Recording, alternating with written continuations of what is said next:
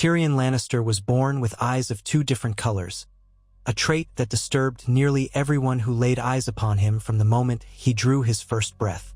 One eye was green like the bright summer grass that grew in the hills surrounding Casterly Rock, and the other was dark, almost black, though it gleamed a deep amethyst hue when the torchlight caught it just right. Many assumed that his unusual appearance was yet another cruel joke of the gods. Yet, from the very day of his birth, there had been whispers, quiet, fearful, and swiftly silenced, among the midwives and guards who had glimpsed the babe before Lord Tywin declared the matter closed. Some said the boy's mismatched eyes resembled not a Lannister's at all, but rather carried a hint of the Targaryen look, for the Targaryens in centuries past had boasted purple eyes that ranged from lilac to deep violet. Of course, none dared speak such things openly where Tywin Lannister might hear, and certainly never within the echoing stone corridors of the Rock. The rumor sank like a pebble dropped into a lake, lost among the swirling events that followed. Joanna Lannister, Tyrion's mother and Tywin's beloved wife, died bringing him into the world. Cersei and Jaime, only children themselves, came to understand that their mother was gone and that an unwanted younger brother, this malformed babe, was to blame. Tywin, in his mourning and fury, refused to speak of Tyrion except with the coldest scorn. The official story was that Tyrion was small, twisted, and hideous, a burden and a disgrace. If ever there was a whisper that his mother's last cries had been for the king, Aerys II Targaryen, it never passed beyond hushed corners.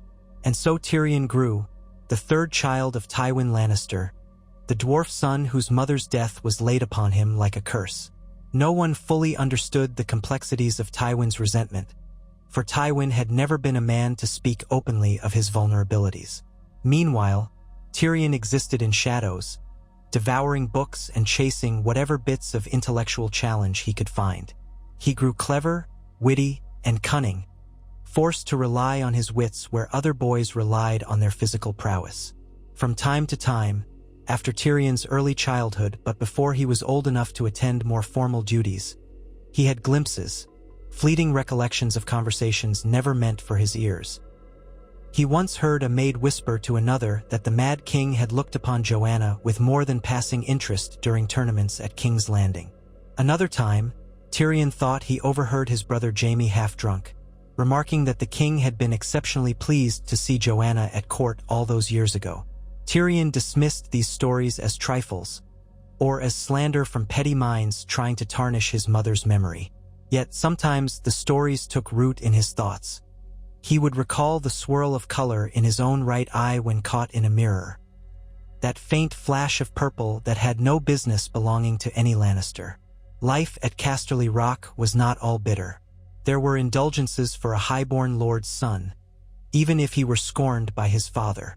Tyrion lacked for no books, had access to fine tutors, and once in a while found a moment of happiness when, in his youth, he roamed the Rock's winding corridors in search of secret passages. But still, he was lonely. Cersei despised him, Jaime tolerated him, and Tywin made no secret that Tyrion's very existence was a stain on the proud Lannister name. As the years passed, the hush surrounding his birth never quite evaporated. Tyrion considered it childish nonsense, stories told by common folk who needed explanations for misfortune. Yet he could not entirely silence his curiosity. Though he had no illusions that Tywin would embrace him were it proven otherwise, Tyrion sometimes found himself wondering, could it be that there was more to his birth than the official record stated? He paid little heed to these thoughts until he was older, when fate and politics led him to King's Landing to serve as Hand of the King in service of his nephew Joffrey Baratheon, or so the realm believed him. In the capital, Tyrion's proximity to the Iron Throne, to the books of the Red Keep, and to the old servants who remembered the Mad King, rekindled those whispers in his mind. Though he dismissed them as idle fancy, he could not help but feel a strange pull whenever talk of Targaryens arose. Sometimes, those who had served the Targaryens would look at him oddly, as if seeing a reflection of the past in his features. He mostly buried such suspicions, even as he grew bolder in his political maneuvers, and eventually found himself at odds with his sister and father. Tyrion told himself it was nonsense. He was a Lannister, an unwanted one perhaps, but a Lannister nevertheless. If there was any truth to the stories, surely someone more powerful would have seized on them by now for their own advantage. Still, the illusions Tyrion clung to began to crumble in the aftermath of his trial for Joffrey's murder, when Oberyn Martell championed him in trial by combat. The Red Viper died. Tyrion's guilt was assured in the eyes of the court, and his father Tywin waited eagerly to have him executed. Tyrion escaped with the help of Jaime, but not before he did the unthinkable. He shot his father through the bowels with a crossbow. Tywin died on the privy, and Tyrion fled across the narrow sea. That was where the pieces of Tyrion's past began to truly unravel. Wandering through Essos in the company of Varys' agents, sellswords, and slavers, Tyrion encountered men and women who had served House Targaryen in years gone by. He heard strange stories about the last Targaryens, about Rhaegar's children, about the rumored heir known as Aegon Targaryen, and about Daenerys Stormborn herself, alive, grown, and rumored to be building an army in the east to reclaim the Iron Throne. One cool evening, in a tavern far from the bustle of any major city, Tyrion was drinking with a scarred sellsword who once bragged he had ridden in a company loyal to the Blackfyres, Targaryen pretenders of old. The man was deep in his cups, and Tyrion, too, was well on his way. They spoke idly of dragons and old battles, of the stench of war and the ephemeral nature of crowns. Suddenly, the sellsword leaned across the table, eyes bleary but his voice oddly steady, and said, "They say the Mad King had many bastards. Some were killed, some vanished, some never knew what they were." He stared at Tyrion a moment as if seeing something in the mismatched eyes that Tyrion held. "What a story it'd be," the man said, "if one still lived, maybe more than one." Tyrion, thoroughly unnerved, laughed it off. "If you're proposing that I'm one such bastard, friend, you've drunk far too much. Surely you can see that I'm no dragon." The sellsword grinned a crooked grin. "Perhaps I have, but madness calls to madness, dwarf. Trust me, I've seen it." There was no further elaboration. The next morning, Tyrion awoke with a pounding head, a dryness in his throat, and an uneasy feeling that someone had passed a prophecy or a curse to him while he was too drunk to care. He put the memory aside, though it lingered in the corners of his mind. Weeks turned into months.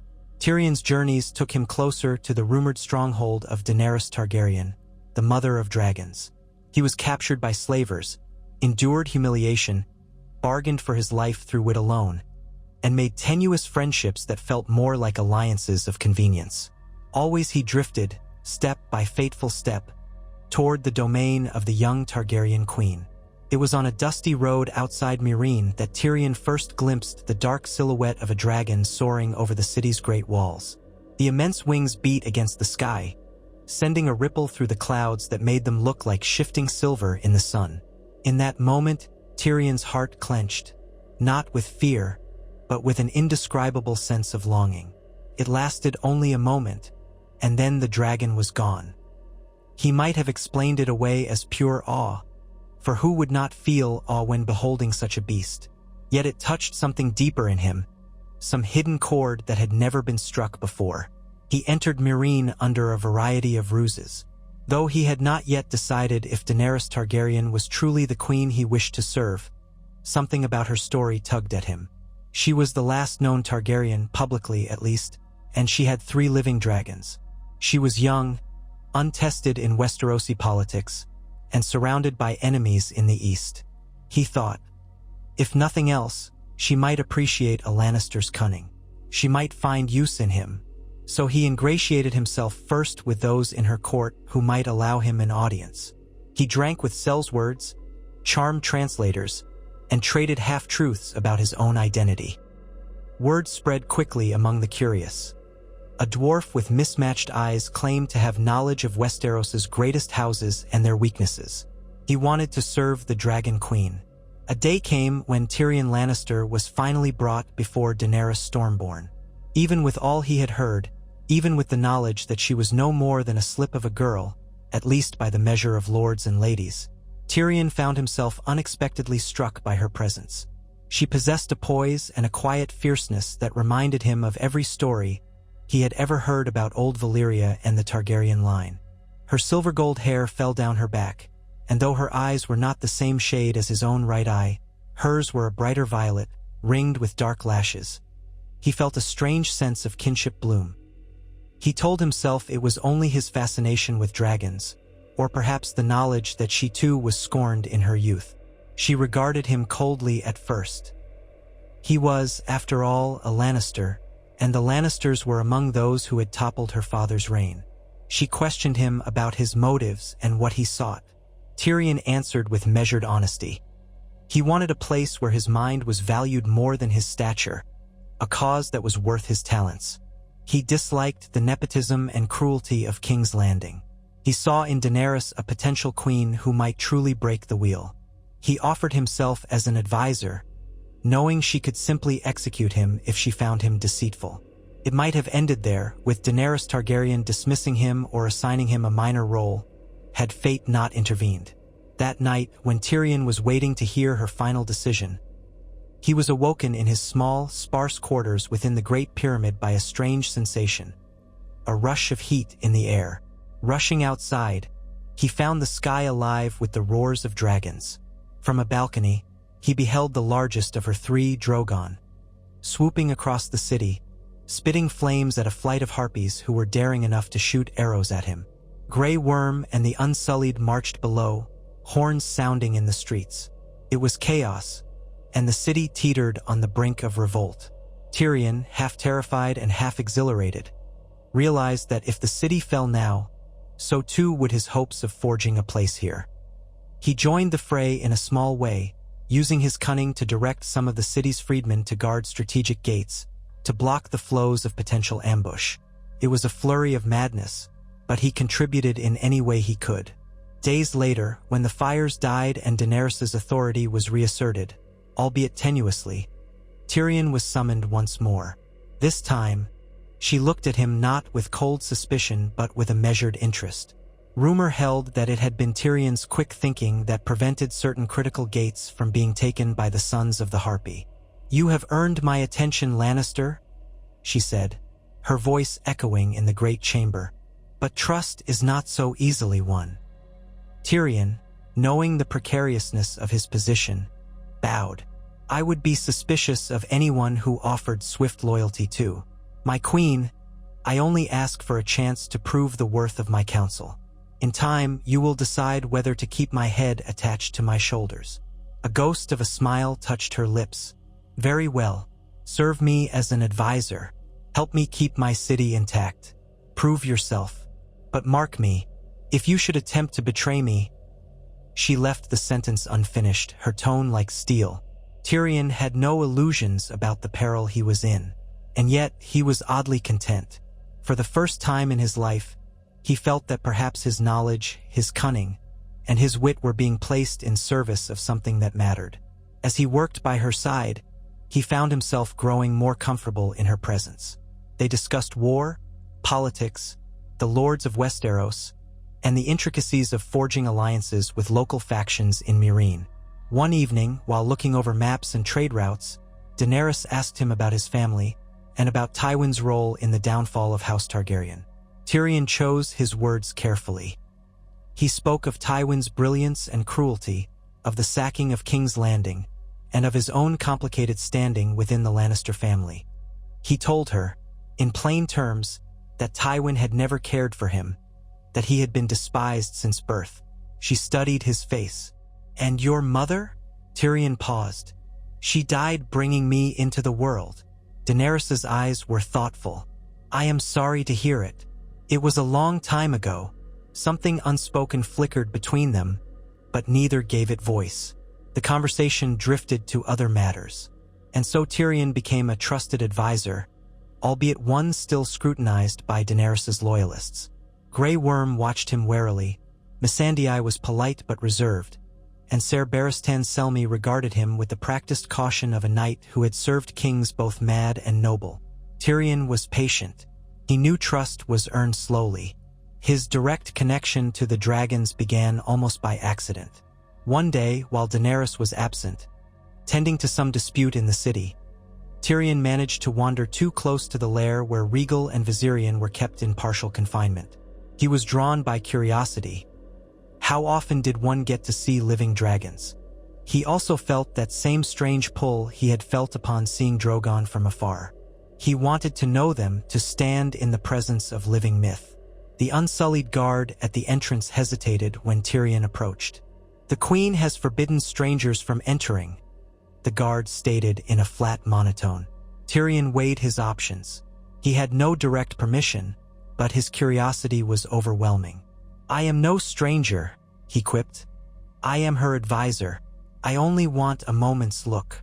The guard's face remained unreadable. She did not grant permission. Tyrion sighed in frustration, but even as he prepared to retreat, he caught a glimpse of movement in the darkness beyond the gate. One of the dragons, the greenish-bronze one, regal, shifted, and Tyrion's mismatched eyes locked with a luminous gaze that smoldered in the darkness. For the span of a few heartbeats, he felt transfixed. A wave of heat, or perhaps panic, surged through his body. Then Regal gave a low rumble, and Tyrion's breath caught. He backed away, heart pounding, uncertain whether he felt terror or something more akin to a deeply stirring sense of connection. It lingered with him long after. He wrestled with that feeling in private. He had always scoffed at the notion that Targaryens were uniquely tied to dragons, that there was magic in their blood that let them command or befriend these creatures. But he had witnessed Daenerys walking unburnt from flames, had heard the stories of her dragons obeying her call. He had told himself that was her gift, her birthright, not his. Yet something in him wondered why Regal had seemed to respond to his presence that day. He kept his thoughts to himself, not wanting to invite rumors. But rumors came anyway. Some of the servants whispered that the dwarf advisor had a draconic air about him, that he was too bold for a mere Lannister. Others dismissed it. Tyrion told himself it was nonsense. The real turning point came when Daenerys married Hizdahr zo Loraq in a political attempt to quell the unrest in Meereen. Tyrion saw from the start that it would be a precarious arrangement, and it proved so. The fighting pits were reopened, and Daenerys presided over them with grim reluctance. Tyrion was there, seated near the dais, watching the crowds jeer and cheer as men and beasts clashed in the dust. He was not squeamish. He had seen enough death to know the world was cruel, but he disliked the spectacle. Then all hell broke loose. The sons of the Harpy revealed themselves in the stands, armed with daggers, set on slaughtering Daenerys and her retinue. Grey Worm and the Unsullied fought valiantly, but the ambush had been cunningly planned. Tyrion, unarmed and not much of a fighter anyway, tried to shield himself behind the dais. He watched in horror as Daenerys found herself encircled. And then Drogon descended upon the pit in a thunderous blur of black wings and roaring flames, scattering men and sending the crowds fleeing. Daenerys, her Targaryen blood aflame with resolve, stood as Drogon bellowed. Swords and spears jabbed at the dragon's thick hide. Tyrion, in that moment, was seized by an impulse he could not name. Instead of cowering, he scrambled forward, snatched a discarded spear from the ground, and threw it at a masked harpy who was about to fling a fiery pot of oil at Drogon. His throw was wild, but it distracted the man enough for Drogon to lash out with tooth and claw. Daenerys, seeing a fleeting opening, placed a hand upon Drogon's flank.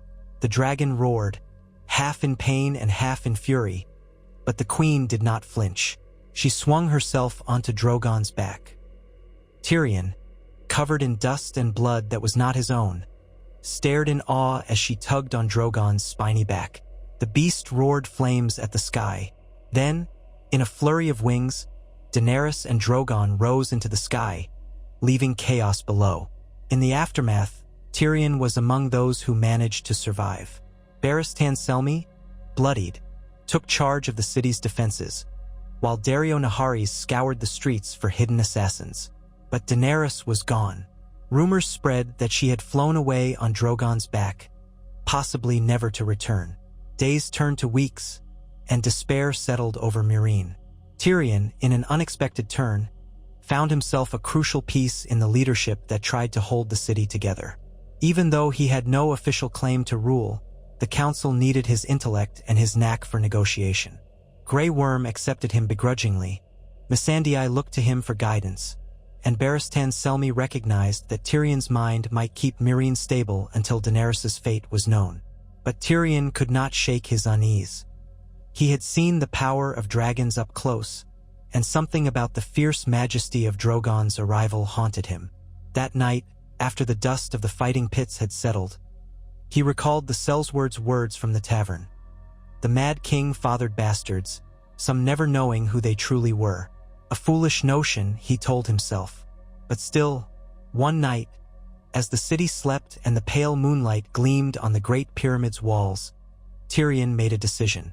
He went to the gate where Rhaegal and Viserion were kept. This time, he did not try to pass the unsullied guard. Instead, he found a narrow side passage that he had discovered in his exploration of the pyramid. With a small lantern in hand, he crept through a series of dusty corridors that smelled of rotting straw and old droppings. His heart thundered in his chest, but he pressed on. He heard their breathing before he saw them. Heavy, rumbling exhalations, like bellows of a forge. A sharp tang of sulfur filled the air. Then he rounded a Siowar.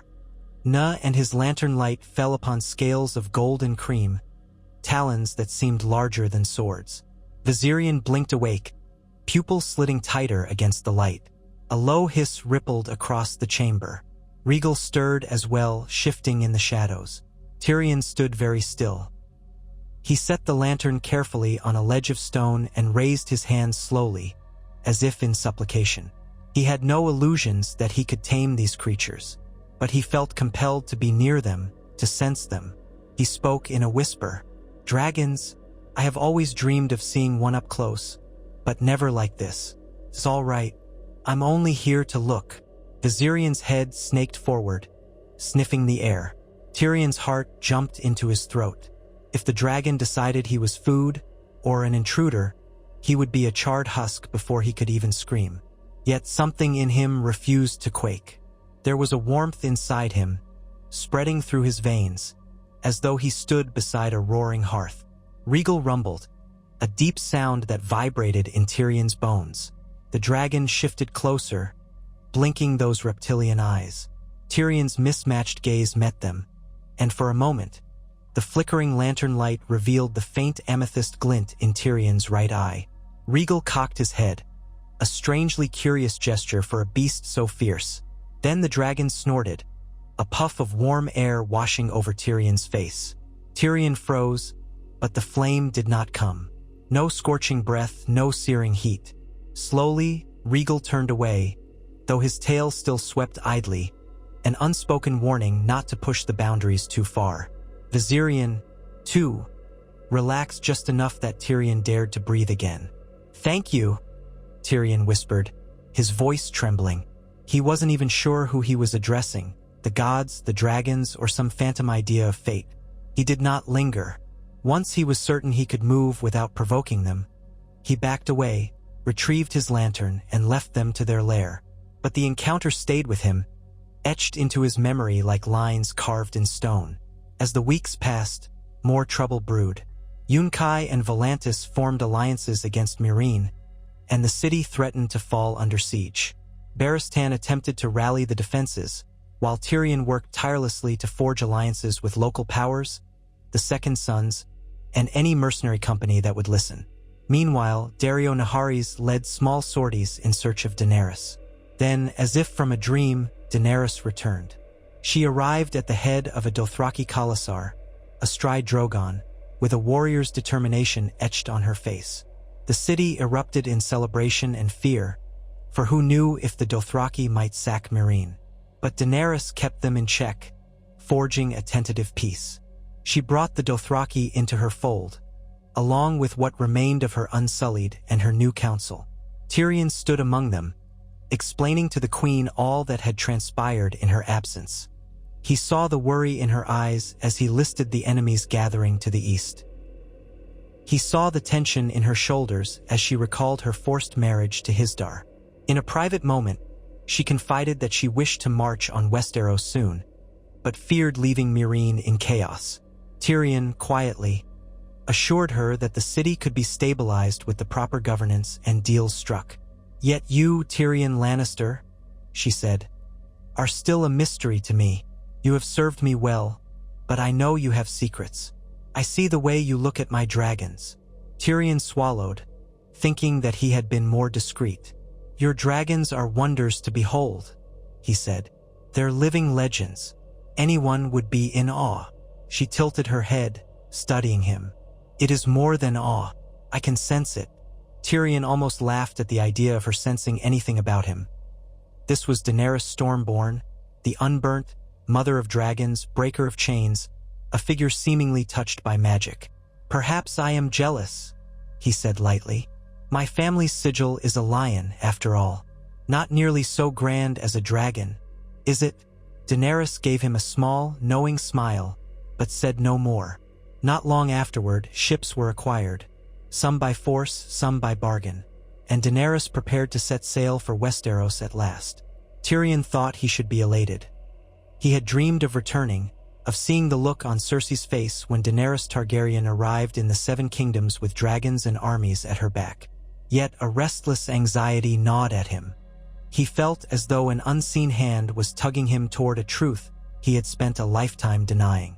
The night before they were to depart, Tyrion found himself summoned to a small chamber in the pyramid. He arrived to see Daenerys standing by a brazier, the warm glow highlighting the silver of her hair. Barristan Selmy was there too, standing guard at a respectful distance, and Missandei sat near a table stacked with scrolls. The atmosphere was hushed. Daenerys turned to Tyrion. "We have discovered something in the old records," she said, her voice subdued. Missandei was looking through them and found references to certain lines of lineage, some dating back to King Aerys II. There are mentions of bastard children, illegitimate offspring. Tyrion felt his throat tighten. He forced a small shrug. The Targaryens were not known for chastity. Barristan cleared his throat gently. "Yes, but there is more. There was a name, though it is partially destroyed by time and translation. It references a child rumored to have been conceived by the king's hand's wife." Tyrion stood very still. Tywin Lannister was the Mad King's hand for many years. Daenerys nodded. "The record is incomplete, but it speaks of a monstrous child, one that caused the mother's death. And it says that the king took special interest in the child, believing he might be cursed or touched by dragon's blood." Silence swelled in the chamber. Tyrion's heart hammered. All these years, the rumors, the stares, the whispered tales. It was as if the ground beneath him shifted, leaving him off balance. He found his voice, shaky though it was. "And what do you make of this story?" Daenerys stepped forward. "We are not certain, but it could explain certain things." She lifted her gaze, and Tyrion saw genuine empathy there. "Your father, Tywin, scorned you from birth. Perhaps it was not only because of your appearance. Perhaps he suspected you were not truly his." Tyrion tried to laugh, but the sound came out ragged. "He did say once, before I killed him, that I was no son of his." The memory of that fateful confrontation, the crossbow in Tyrion's hands, Tywin's mocking words, cut him anew. Barristan spoke up, his voice measured but kind. "I served your Daenerys's father, King Aerys, for many years. I remember how he took an interest in Joanna Lannister. It was said he was infatuated with her. No one dared speak of it openly, not even Tywin. But some rumored that on the night of your birth." Tyrion closed his eyes. Images flashed. His mother's face, which he had never seen except in tapestries. The hush of gossip that had followed him his entire life. The flicker of purple in his own eye. "I see," he said at last. "So this is the reason for my mismatched eyes, for the scorn my father never bothered to hide. I am a half-Targaryen monstrosity. A stain on both houses, perhaps." Daenerys's eyes flickered with sympathy. "We do not know if it is true beyond doubt. The scrolls are old, incomplete. But if you have Targaryen blood, you are not alone. And you are not a monstrosity." Tyrion let out a shuddering breath. He glanced at Missandei, who looked on with gentle concern. His mind raced. All these years, my father, or the man I believed my father, he must have known, or at least suspected. Daenerys inclined her head. I can only guess. If it is true, then it explains much. You would be, in essence, my half-uncle. A faint wryness touched her tone. The lineages can be dizzying. He expected to feel revulsion, or perhaps anger, but what surfaced was a strange wash of relief mingled with fear. If he truly shared the blood of the dragons, then he was not who he had always thought himself to be. His entire identity, shaped by the scorn of Tywin, the hatred of Cersei, now had another dimension. And the implications for the realm, for Daenerys's claim, for his own place in the world were vast. Daenerys continued softly, I have no desire to condemn you or to use you for some twisted advantage. You have served me well, Tyrion. If you choose to renounce this possibility, if you wish to remain Tyrion Lannister, so be it. I will not force you to claim the Targaryen name. He was silent for a long time. Finally, he managed a shaky laugh. Tyrion Targaryen. It sounds absurd. Barristan nodded gravely. Yet, if it were proven, it would mean you have a potential claim, albeit a complicated one. The realm has never looked kindly on bastards, even royal bastards. But you would be a Targaryen. Tyrion's mind churned. He had spent a lifetime paying for a crime he didn't commit. The crime of being born a dwarf, the crime of causing his mother's death, the crime of being unlovable to Tywin. He had never considered that a new identity might be placed upon him without his asking. But there it was, and deep within him, he felt that old stirring, that resonance with dragons, flare bright. I suppose, he said quietly, that the truth, if this is the truth, will out eventually. Westeros may not care. They might simply brand me a Lannister turncloak or an up-jumped dwarfish pretender. But if it helps your cause, if it helps your claim, to have another Targaryen by your side, then I will not shrink from it. He paused, drawing in a deep breath. But I do not want to be used as a piece on the board. My queen, if I have Targaryen blood, then I have it. If I do not, then I do not. Either way, my loyalty is to you. That hasn't changed. Daenerys studied him with solemn respect. I would never ask you to be a pawn. You have proven invaluable to me as hand, as counsel, and as a friend. Whether you are a Lannister or a Targaryen or both, I value you for who you are. A wave of unexpected emotion tightened Tyrion's throat. Rarely had he been afforded genuine acceptance. Thank you, he managed, blinking away tears he would rather not show. That night, Tyrion laid awake for hours, contemplating the swirling possibilities. He thought of Jaime, of Cersei, of the memory of Tywin. He imagined how this truth might reshape everything he had ever known. He tried to envision returning to King's Landing not as the disdained imp, but as a man who bore the blood of the dragon. A man who might stride the corridors of power in a different skin, with a different name. He fell asleep, eventually, and dreamed of dragons. He soared above the clouds on leathery wings, flames in his throat, the wind in his hair. He awoke with the ghost of that sensation still thrumming in his veins. The next day, the fleet set sail from Meereen. The sun glinted on the water, and the sea breeze carried the salt tang across the decks. Tyrion stood near the prow of the flagship, beside Daenerys, watching Essos recede behind them. The Dothraki, the Unsullied, and the newly added Sellswords under Dario's partial command all bustled across the decks. Missandei organized the supplies, while Barristan spoke quietly with the ship's captain. Two of Daenerys's dragons soared overhead, their shadows sliding across the waves. Drogon was nowhere in sight at that moment, but Tyrion knew he would not be far. Daenerys glanced sideways at Tyrion. And so we begin. We go home, or I do at least. I have never truly set foot in the land I was born to rule. Tyrion gave a small, ironic smile. Westeros was no kinder to me than Essos has been. But perhaps, when we arrive, we'll find something better waiting. She lifted her chin, eyes fixed on the horizon. Together, she said, we will break the wheel. Tyrion hoped she was right.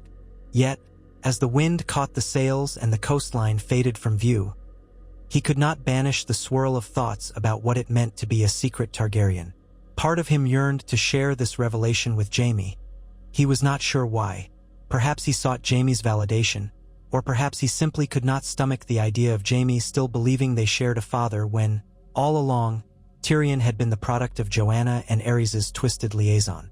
He pictured Cersei's face if she ever discovered that the imp she despised was not truly her brother, but her father's killer in more ways than one. The image brought him a grim sense of satisfaction. Yet he also recognized it would incense her beyond measure. She would never abide a Targaryen in her midst. In the weeks that followed at sea, Tyrion spent his time planning for their landing, predicting the responses of Westerosi lords, and forging strategies with Daenerys's war council. He had never felt more alive.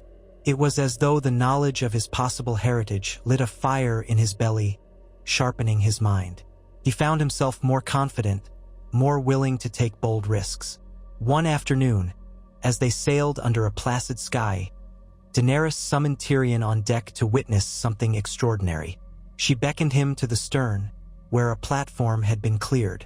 There, resting with an air of predatory grace, was Drogon. The massive black dragon regarded Tyrion with molten eyes. Tyrion felt his pulse thunder, recalling the terror and awe he had experienced in the fighting pits. Daenerys placed a hand lightly on Drogon's flank, her touch easy, as though this colossal beast was an old friend. She turned her gaze to Tyrion. "I have noticed my dragons do not shy from you as they do from most others. Even Grey Worm and Barristan, who have served me faithfully, cannot approach them without rousing their ire. But you, perhaps it is your bold heart, or perhaps it is something else." Tyrion swallowed. He stepped nearer, cautious. The heat radiating from Drogon's scaled body was palpable. The dragon's snout twitched, sniffing him. Tyrion watched the nostrils flare, and he braced for the worst. But Drogon did not unleash fire or lunge with snapping jaws. He simply exhaled a gust of hot breath. Daenerys's voice was gentle. "Try touching him." Tyrion's mouth went dry. That might not end well. Her lips curved. "Have faith." Summoning all his courage, Tyrion lifted a trembling hand. He was reminded of the night he crept into the chamber with Rhaegal and Viserion. Yet Drogon was larger than both combined, the apex of draconic might. His palm alighted on a patch of scales near the beast's shoulder. They were surprisingly smooth, warm, and impossibly hard. Drogon let out a low rumble that reverberated through Tyrion's arm. A rush of sensation overwhelmed him, almost like stepping into a scalding bath. A deep sense of connection sparked within his core, and he felt accepted, as though the dragon recognized him somehow. Tyrion could not explain it. His vision blurred with tears he refused to let fall. "He accepts you," Daenerys said softly, awe tinging her voice. "You must have the blood of the dragon." Tyrion withdrew his hand, heart pounding. "So it seems." From that day forth, the question of whether Tyrion was a secret Targaryen felt less like a wild rumor and more like an undeniable truth. Even if no Maester's scroll or official lineage chart confirmed it beyond doubt, the dragons themselves seemed to sense something in him. Daenerys took it as a sign that their partnership was more than mere alliance. It was destiny. Barristan, while cautious, acknowledged the significance of the dragon's acceptance. Missandei and Grey Worm treated him with slightly more reverence, though they said nothing outright. Word eventually reached the ears of the wider army, traveling in hushed whispers. The dwarf advisor could touch the dragons without being burned. Some began calling him the half-dragon, in tones of either awe or suspicion. Tyrion tried to keep the rumor contained, but he had little control over the tongues of thousands of soldiers. They landed on Dragonstone at last, the ancestral seat of House Targaryen. Tyrion stepped onto the black sands, the ancient castle's forbidding towers rising above him. He inhaled the crisp air of Westeros, heavy with the tang of sea salt. Daenerys marched up the steps, flanked by Grey Worm and Missandei. Drogon circled overhead, letting out a triumphant roar that echoed off the cliffs. Tyrion lingered, running his hand over the smooth stone columns carved with dragon motifs. He felt like he had come home to a place he never knew he belonged. Yet the conquest of Westeros was no simple matter. Cersei Lannister held the Iron Throne in King's Landing, and she had forged alliances with Euron Greyjoy and, quietly, with other lords eager to maintain their status. Jon Snow held the North, struggling to unite his people against the threat of the White Walkers. The Tyrells and Martells had been decimated or weakened. Chaos rippled across the continent. Daenerys's first move was to consolidate her allies. She dispatched ravens to Dorne, to the Vale, to the north. She commanded Tyrion to draft letters and proposals. He wrote with the skill of a lifelong negotiator, appealing to old grievances with the Lannisters and promising a new era under Targaryen rule. Meanwhile, Daenerys herself prepared for a demonstration of force with her dragons, though Tyrion cautioned her against simply burning cities to the ground. He realized with an ironic twist that he was advising the Targaryen cause against the family name he had once borne.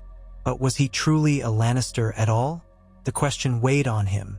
Tyrion had once loved Jaime, in his own way, for Jaime had sometimes treated him with a kindness that Cersei never did.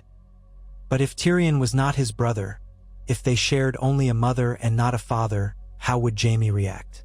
Cersei, he knew, would care nothing for the specifics. She would see him as a traitor no matter what. But Jaime might feel betrayed, or he might feel relieved that Tyrion was not truly Tywin's son. Perhaps Tyrion was grasping at illusions. He decided he would write Jaime a letter, if the opportunity arose, explaining what he had learned. Whether or not Jaime believed him was another matter. Days on Dragonstone were filled with strategic councils. Daenerys, Tyrion, Yara Greyjoy, who had joined them after Euron seized the Salt Throne, Ellaria Sand of Dorne, though her fervor was tempered by recent losses, and Olenna Tyrell, the Queen of Thorns, now the sole surviving power figure of House Tyrell. Tyrion orchestrated, in part, how to strike at the Lannisters with minimal carnage. He convinced Daenerys to avoid burning King's Landing in a single draconic assault. Instead, they would target key supply lines, isolate Cersei politically, and attempt to inspire the people to welcome Daenerys. It was a tall order, but Daenerys listened. She had grown to trust his counsel, and though she chafed at times, her blood sang for conquest.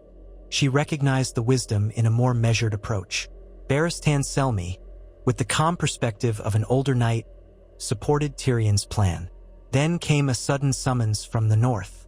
A letter arrived from Jon Snow, the king in the north, requesting a meeting.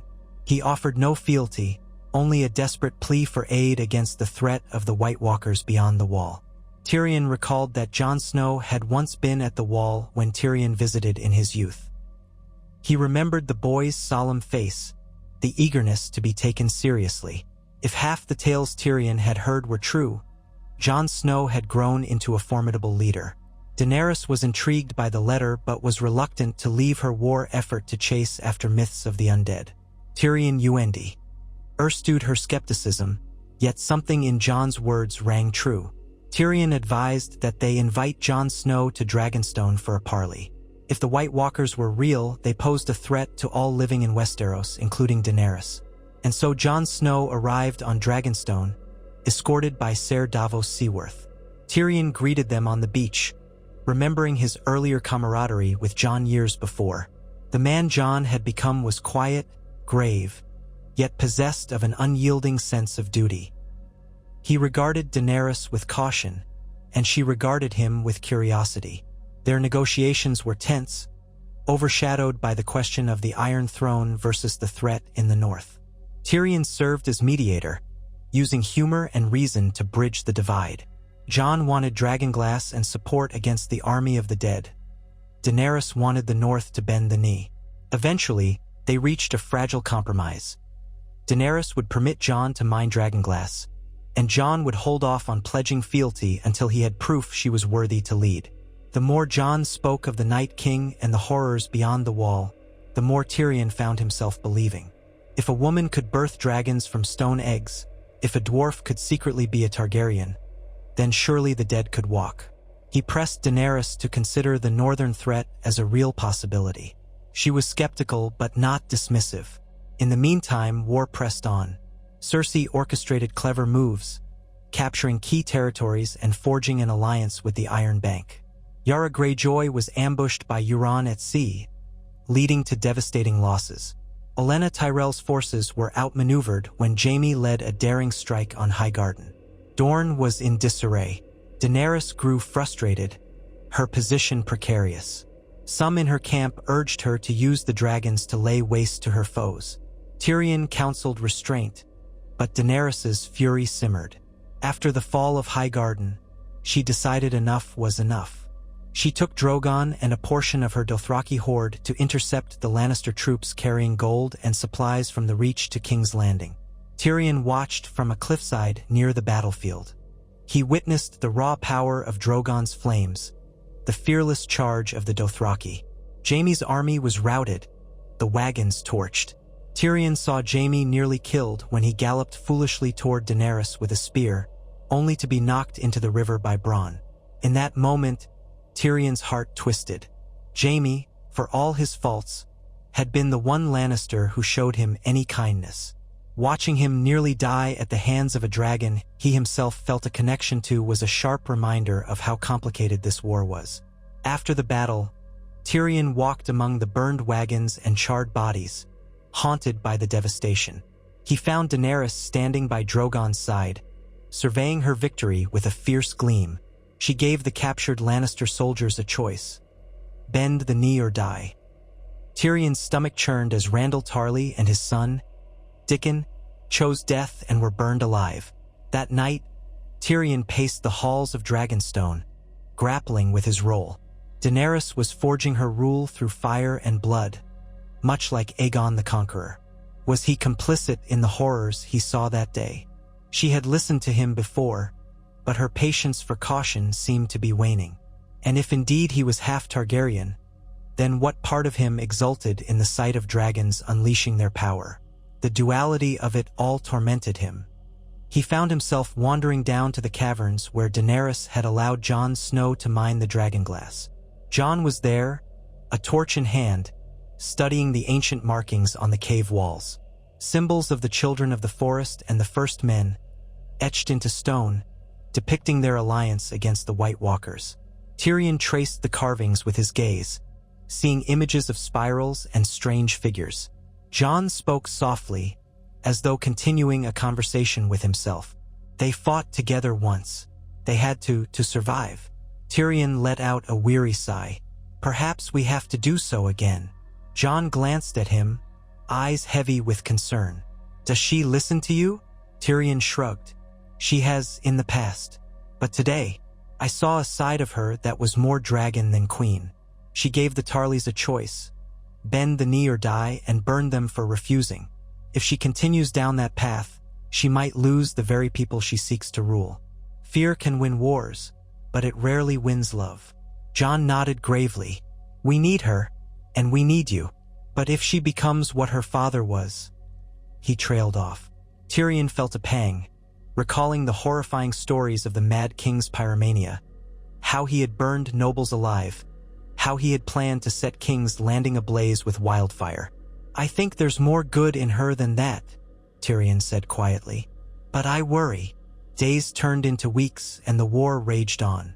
A fragile meeting was brokered to discuss the threat in the north. The result was a bold expedition beyond the wall to capture a White as proof. Tyrion watched, heart clenched, as Jon Snow, Jorah Mormont, and others ventured into the land of ice and death.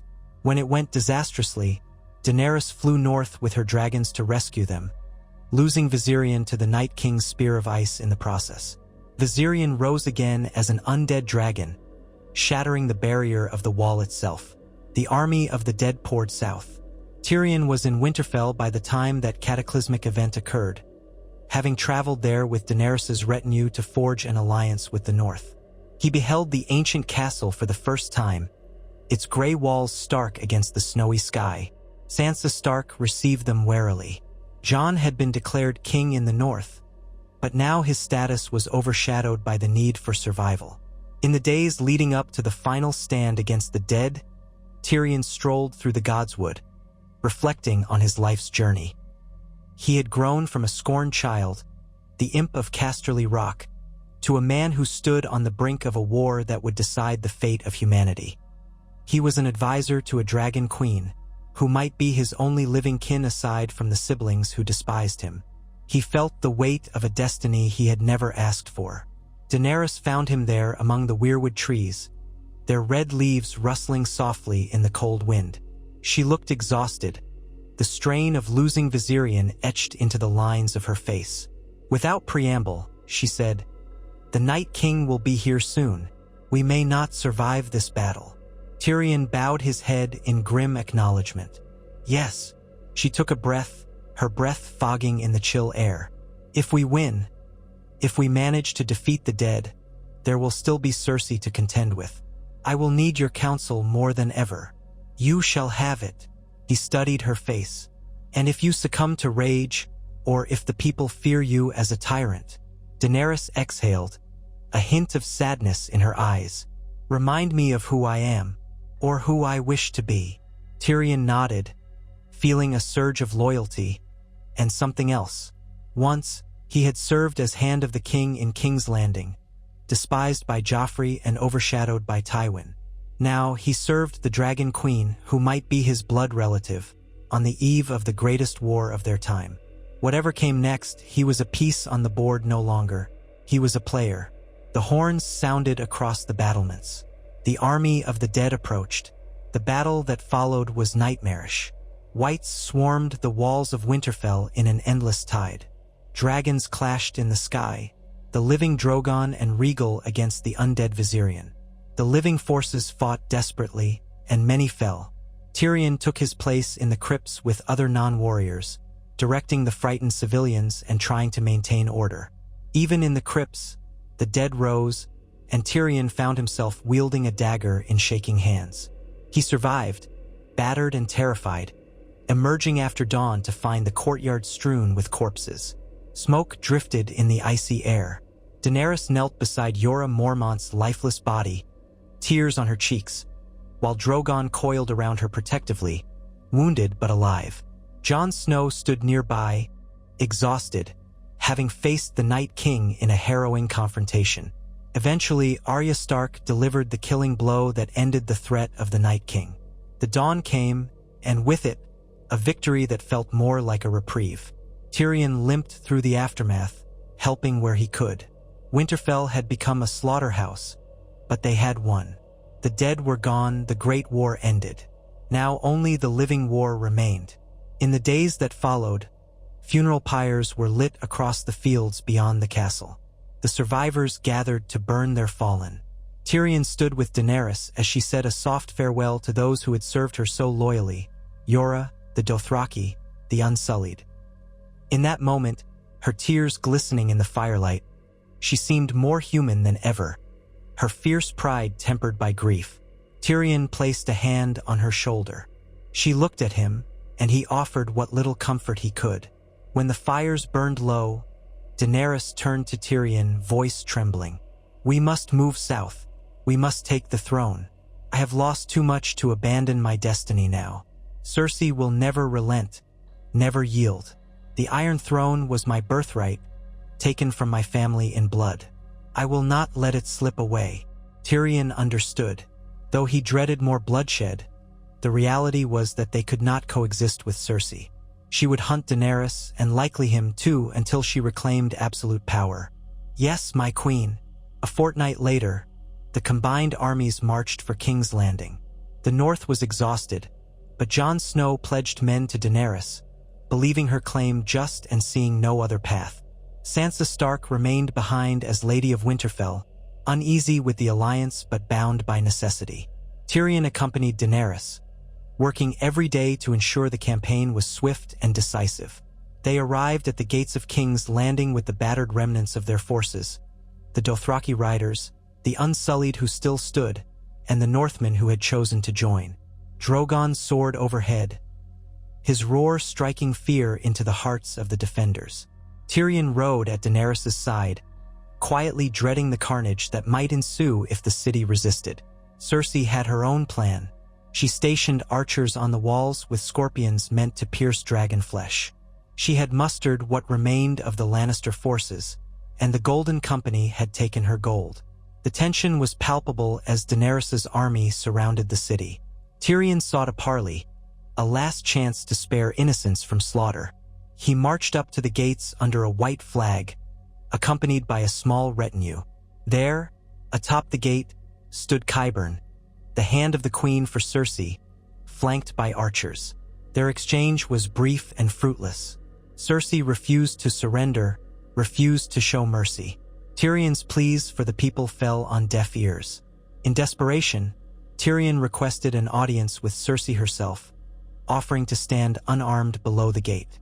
After a tense wait, she appeared on the battlements, Jaime at her side, their faces distant. Tyrion's heart twisted at the sight of Jaime. He was alive, but pale, eyes haunted. Cersei's expression was one of scorn. "Dearest brother," she called down, "come to beg for your life? Or do you speak for your new mistress?" Tyrion's voice was hoarse. "I speak for the thousands who will die if you do not relent. We have dragons, Cersei. You cannot win this, but you can save many by surrendering now, by acknowledging Daenerys' claim." She laughed bitterly. "I'd sooner see this city burn." Tyrion's jaw clenched. "There are children here, innocent people. If I believed you cared for them at all, save your breath," she snapped. "Come up and face me if you wish, or skulk back to the Dragon Queen you've attached yourself to. Either way, I hold the city, and so long as I do, you will never take the throne." Jaime's eyes met Tyrion's then, and for a split second, Tyrion thought he saw a flicker of anguish. But Jaime said nothing. Realizing there was no peace to be had, Tyrion turned away. He did not see a path to avoid bloodshed.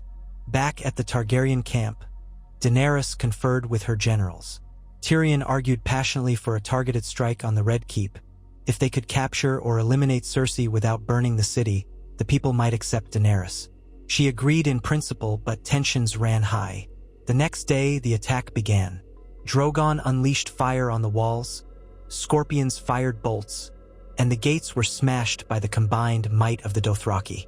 Tyrion watched from a vantage point of relative safety, heart in his throat as the city's defenders wavered. Soon, large sections of King's Landing surrendered. The bells rang out, signaling the city's capitulation. Tyrion felt a surge of relief. It was over, but Daenerys, astride Drogon, hovered above the city. The ring of surrendering bells seemed to echo in her mind, colliding with the memory of all the losses she had suffered, the betrayals, the heartbreak, the illusions of mercy that had cost her so many friends. In a moment that froze Tyrion's blood, she spurred Drogon forward and resumed burning the city. Smoke and flames filled the streets, screams rising as buildings collapsed. Tyrion watched in horror as civilians fled. He shouted for her to stop, to no avail. Grey Worm, fueled by rage and the losses he had endured, led the Unsullied in a final, brutal assault on the Lannister ranks. The city devolved into terror and chaos. Tyrion sprinted through the ash-choked streets, searching for some way to halt the destruction. People pleaded for mercy.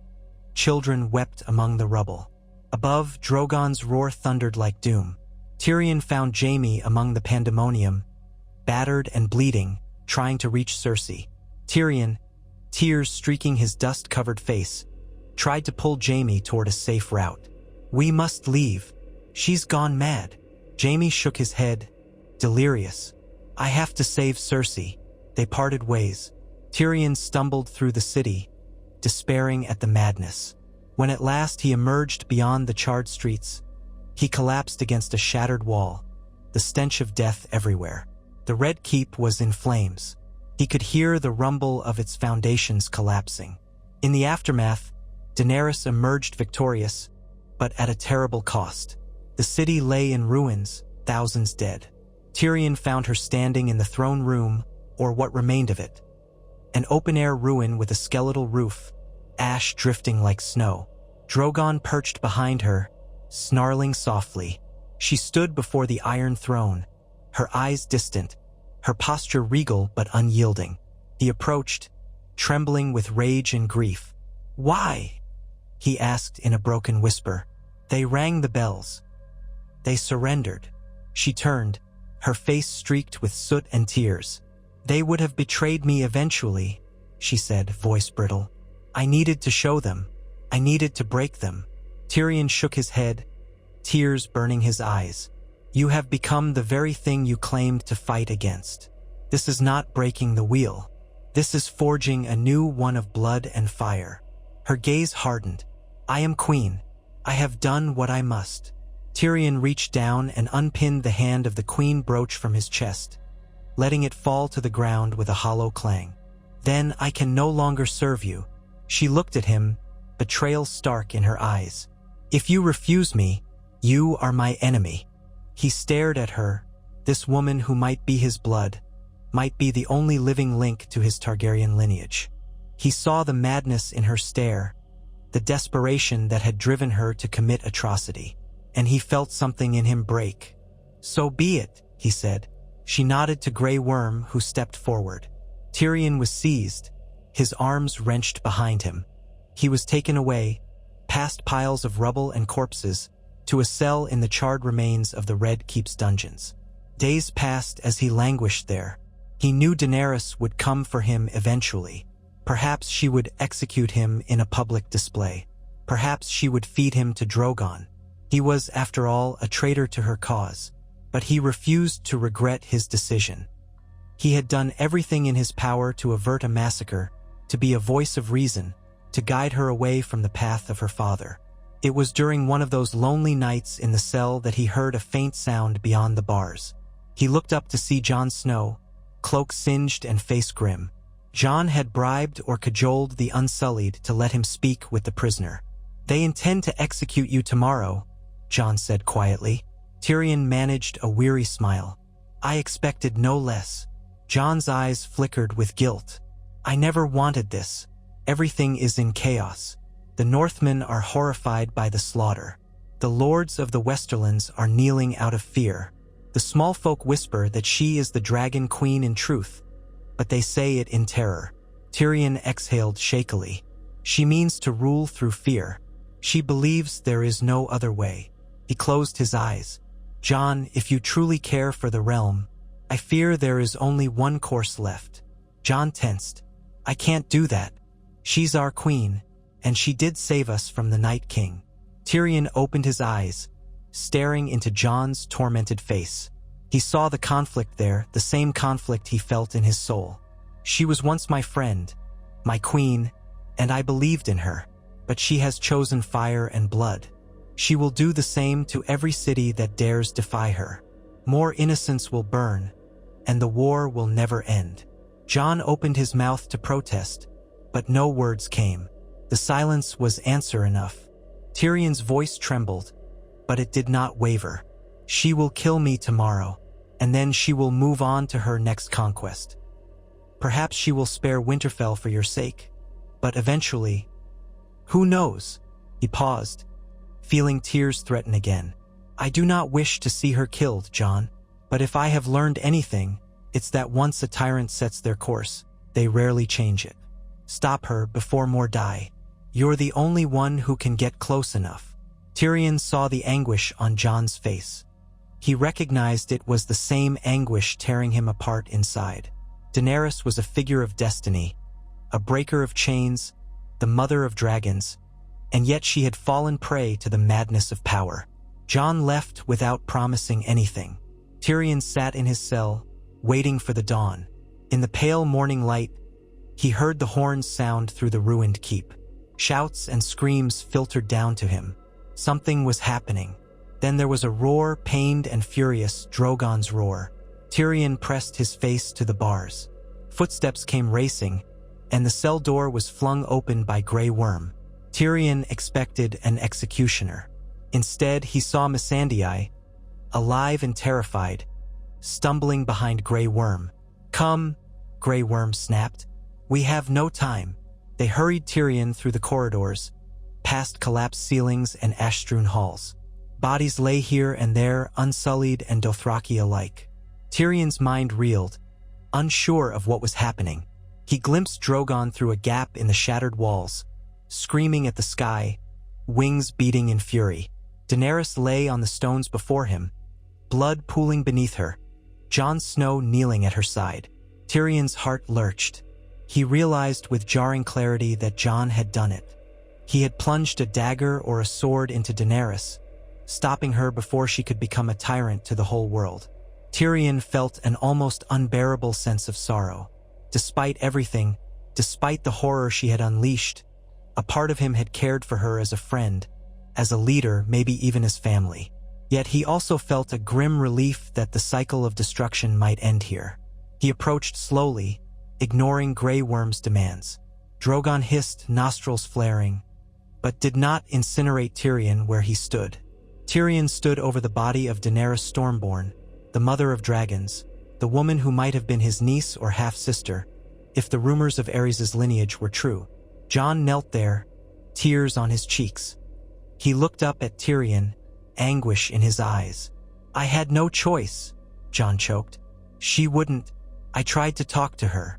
Tyrion reached out with trembling fingers, brushing Daenerys' white gold hair away from her face. Even in death, she looked regal, a tragic figure undone by her own pain. Tyrion thought of all the times she had shown kindness, determination, the will to free slaves. He also thought of the charred ruins of King's Landing.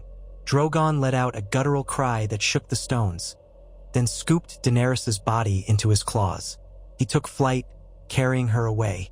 No one tried to stop him.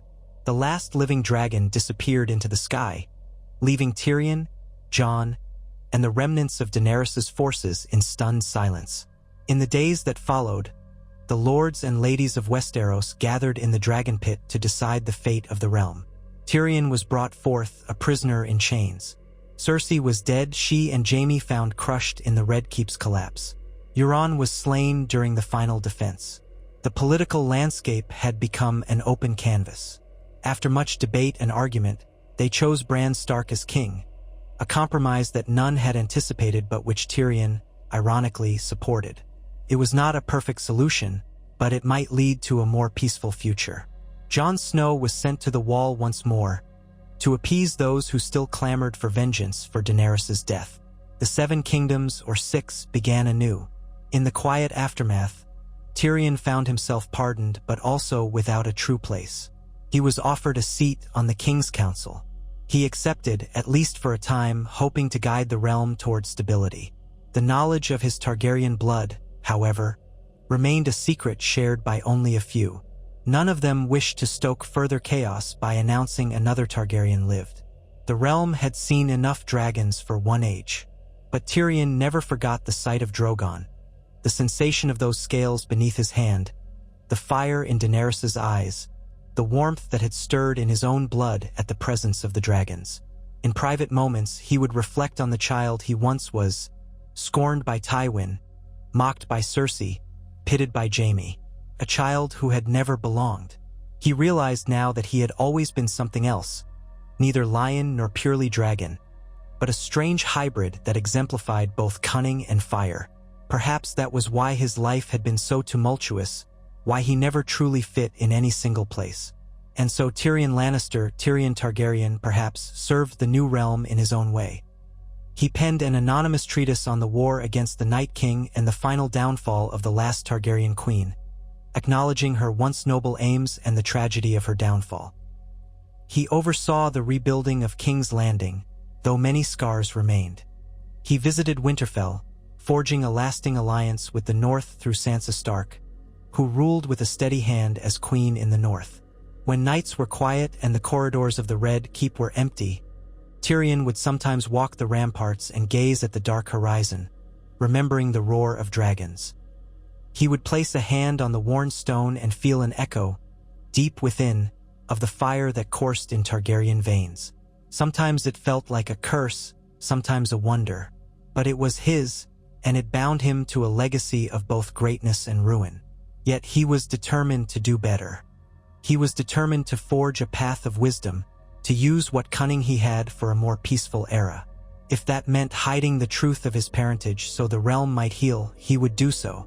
If that meant letting go of the dream of dragons, he would carry that burden with quiet resignation. And in those moments, he would recall that fleeting bond he shared with Rhaegal and Viserion, and especially Drogon.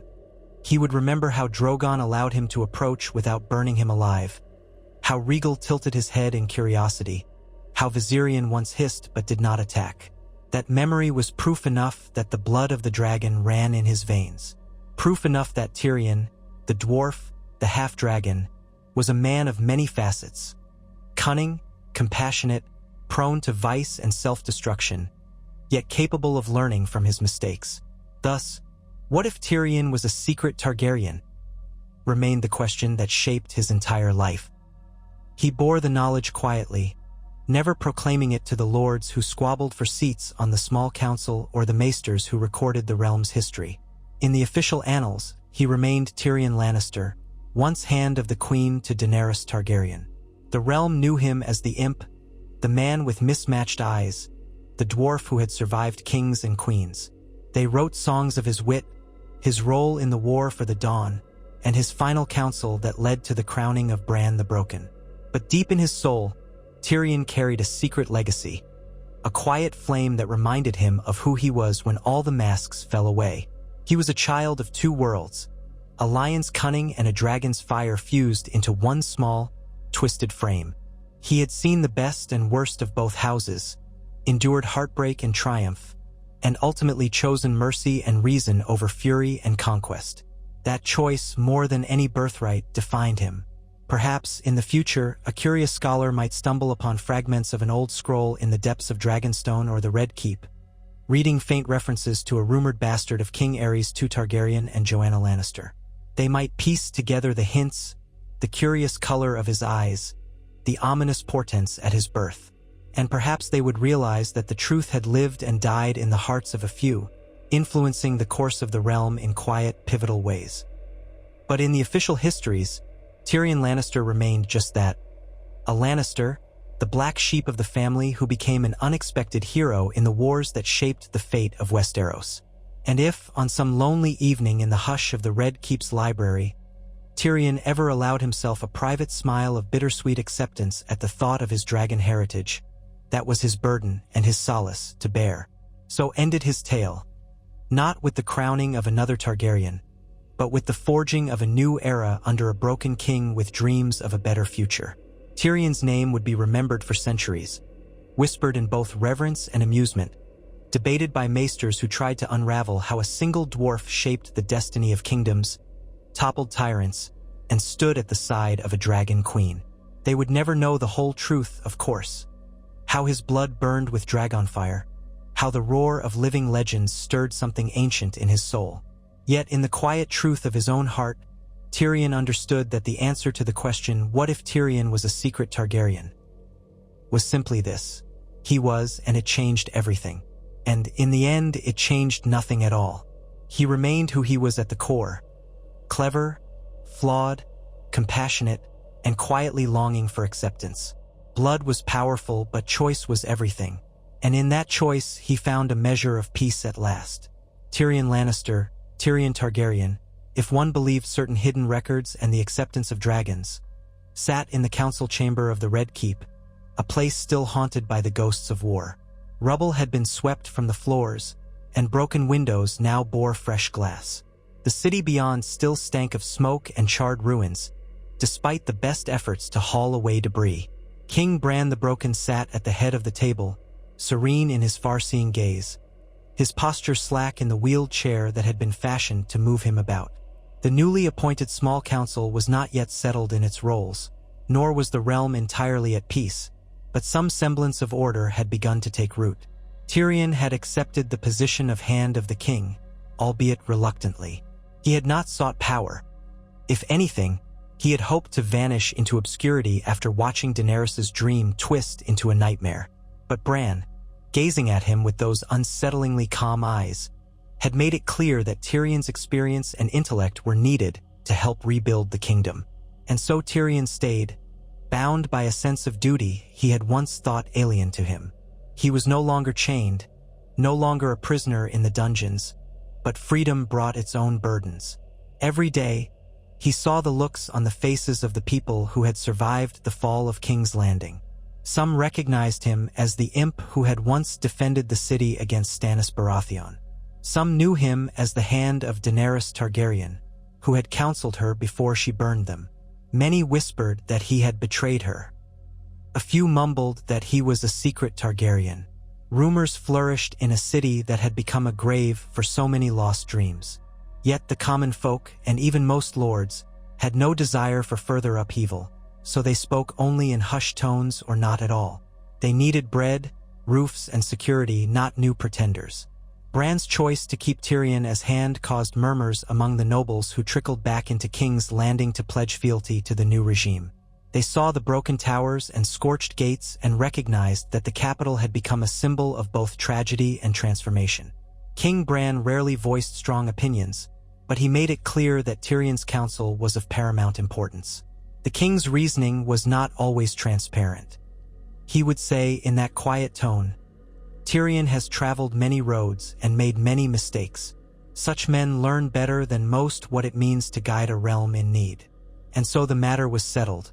For who could truly read the mind of Bran the Broken, who saw past and present in the Weirwood's infinite tapestry? In the weeks following that gathering in the Dragon Pit where Bran had been chosen, Tyrion's duties were manifold. His first task was to bring some organization to the small council. Samwell Tarly had been named Grand Maester, though the Citadel's approval had come grudgingly. Ser Brienne of Tarth had been named Lord Commander of the Kingsguard, a position she bore with quiet resolve. Davos Seaworth served as Master of Ships. Bronn the Sellsword was given the Lordship of Highgarden and, somewhat to Tyrion's bemusement, was now Master of Coin. That left the Master of Laws and Master of Whisperers roles empty, though a handful of candidates were considered. The talk of choosing a Master of War floated about, but so far the king seemed content to let the council handle matters jointly. Tyrion found himself saddled with endless negotiations over the rebuilding of the city's infrastructure. Water lines had been damaged, granaries destroyed, and there were tens of thousands of refugees. The crown's coffers were severely depleted. Cersei had exhausted much of the gold in her final days, while Daenerys's fiery onslaught had effectively undone decades of stable trade. Tyrion spent long hours with Bronn, who complained incessantly that, "You can't squeeze blood from a rock," especially when said rock had been scorched black. But, ironically, Bronn was a shrewd enough money handler, and Tyrion used what resources they had to feed the starving and clear the rubble. They raised new taxes carefully, mindful of not inciting rebellion among a populace that had seen too many tyrants of late. And then there were the lords who arrived to pledge or to demand. A few houses from the Westerlands wondered whether Tyrion might claim the title of Lord of Casterly Rock. With Tywin and Kevan gone, with Cersei and Jaime dead in the ruins, the Lannister line was, on paper, Tyrion's to continue. Yet Tyrion was torn. He had not set foot in Casterly Rock for years. The memories of his childhood, the sting of Tywin's contempt, the knowledge that Tywin likely was not his father after all, weighed heavily on his heart. Was he truly a Lannister, or did the blood of the dragon define him now? In the end, he deferred the question, telling the Westerlands envoys that his duty as hand superseded any personal claim. Someone else could serve as a regent or caretaker for the rock until he decided, or never decided at all. Meanwhile, his private life was haunted by the knowledge of his Targaryen blood. There was no living Targaryen but him, so far as he knew. Jon Snow had left for the Wall, exiled for taking Daenerys' life, though many recognized it as a forced compromise. Daenerys was gone, and Drogon had vanished across the sea with her body. The threat of any new dragon-based conquest seemed improbable. The realm was tired of Targaryen claimants, of wars spurred by fire and blood. Tyrion recognized that if he ever publicly declared himself a Targaryen, if he took that name, he would unleash chaos. None wanted another war. Bran ruled now, and Tyrion believed the realm stood its best chance under that arrangement. So Tyrion kept silent. He confided in no one, not even Samwell Tarly, who might have confirmed the genealogical mysteries with greater scholarship. Ser Barristan Selmy was dead. Varys was gone. Missandei had perished in chains before the city fell. The few who once suspected Tyrion's lineage had either died in the war or sailed away in the scattering diaspora that followed. The only living soul who might have known was Jon Snow, and the two had not parted on warm terms in the aftermath. Jon, grief-stricken over killing Daenerys, had departed for the north with an expression as if part of him had died forever. If he harbored suspicions about Tyrion's blood, he never voiced them. No, Tyrion was alone with his secret. He carried it as a private burden, a reminder of that moment of awe when he touched Drogon's scales and felt the living flame course through him. Late at night, when the duties of the day were done, he would stroll through the blackened throne room, now roofless in many places, and recall Daenerys standing before the Iron Throne. The wind whistled through the cracks, stirring ashes that still lingered. Sometimes he would stand where she had died, where Jon had held her in his arms. He would stare at the scorched floor and wonder if another part of the realm's history would soon be erased or replaced, only half remembered in Maester's books. He found an odd companionship with King Bran, if one could call it that. Bran was young, physically frail, but possessed of an otherworldly composure. Tyrion would report the day's issues: grain shipments from Dorne, a new trade agreement with Braavos, the lingering threat of Ironborn raids on the western coasts, and Bran would tilt his head and respond with statements that seemed half prophecy, half enigma. Occasionally, though, Bran would say something that hinted at deeper knowledge. Once, Tyrion arrived to find Bran gazing out over the city from a high window, his face bathed in the light of dusk. Tyrion bowed, preparing to speak of matters at hand, when Bran softly said, "It must be difficult to carry 2 houses upon your shoulders." Tyrion's breath caught. He did not know if the king was referring to House Lannister and House Targaryen, or merely speaking poetically of Tyrion's obligation to serve the throne while his family's seat stood empty. But the look in Bran's eyes suggested more. Tyrion, uncharacteristically, found himself at a loss for words. The king turned his gaze back to the horizon. Tyrion said nothing. Eventually, he began his usual litany of updates, and Bran did not press the cryptic remark. But Tyrion did not forget it. Beyond King's Landing, the realm slowly knitted itself back together. Sansa Stark had been declared queen in the north, and she governed from Winterfell. The Riverlands looked to Edmure Tully once more, though many lords were displeased with his uncertain leadership. Yara Greyjoy returned to the Iron Islands to keep her hold against smaller rebellions. Gendry Baratheon had been legitimized before Daenerys' death, which allowed him to claim Storm's End, though the Stormlands were in disarray. Dorne's leadership had shifted yet again after the Martell line was nearly wiped out, and a new Prince of Dorne was selected through the complex traditions of that southern land. The Vale remained under the watchful eye of Lord Robin Arryn, guided by Lord Royce. In short, the 7 kingdoms were in flux, each region grappling with its own wounds. Yet, under King Bran's gentle gaze, there was a chance for peace. Still, not all was well. A few supporters of Daenerys who had survived, mostly Dothraki scattered unsullied and freedmen from Essos, felt abandoned, angry, or betrayed by Westeros. Grey Worm, in particular, had sailed off with the Unsullied to Noth, Missandei's homeland, determined to protect it from slavers. The Dothraki retreated to the plains near the Reach, or else boarded ships back to Essos if they could. Tyrion worried that they might return in anger someday, or that they might be slaughtered by suspicious Westerosi lords. And, in the shadows, remnants of the old regime, loyal to Cersei or Tywin's memory, still whispered that they wanted the Lannister dwarf's head for the murder of his father. Tyrion had many potential enemies, but that was nothing new. Months rolled by. Brick by brick, King's Landing began to look less like a burned husk and more like a city again. New houses were constructed in the poorer districts with charitable funds from the crown, and some gold courtesy of the Iron Bank, which had recognized that a stable monarchy was in its best interest. The supply lines opened once more, and merchants returned to ply their wares in the markets. The new small council established reforms designed to limit the crown's arbitrary powers, hoping to avoid yet another descent into tyranny. There were debates about taxes, about trade, about harboring refugees.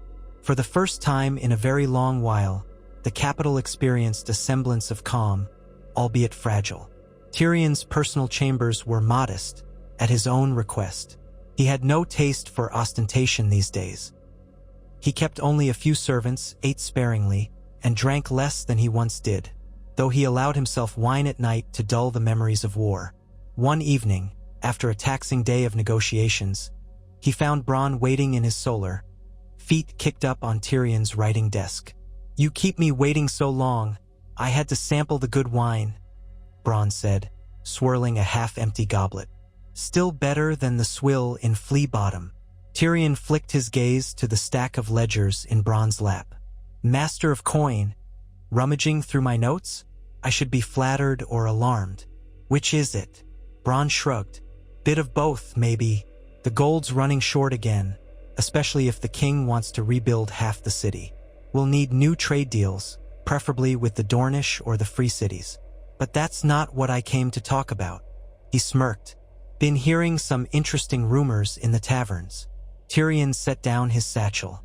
"Rumors in taverns, you say?" "I'm stunned. I was under the impression all rumors were extremely dignified these days. They say the imp has dragon's blood. That's how come he could talk to them dragons without ending up roasted like a hare on a spit." Tyrion's heartbeat quickened, but he kept his face carefully neutral. "And if that were true, it would place me in a precarious position, would it not? The realms had quite enough of Targaryens." Bronn snorted. "You're telling me? Half the city still stinks of ashes. But it's interesting, ain't it?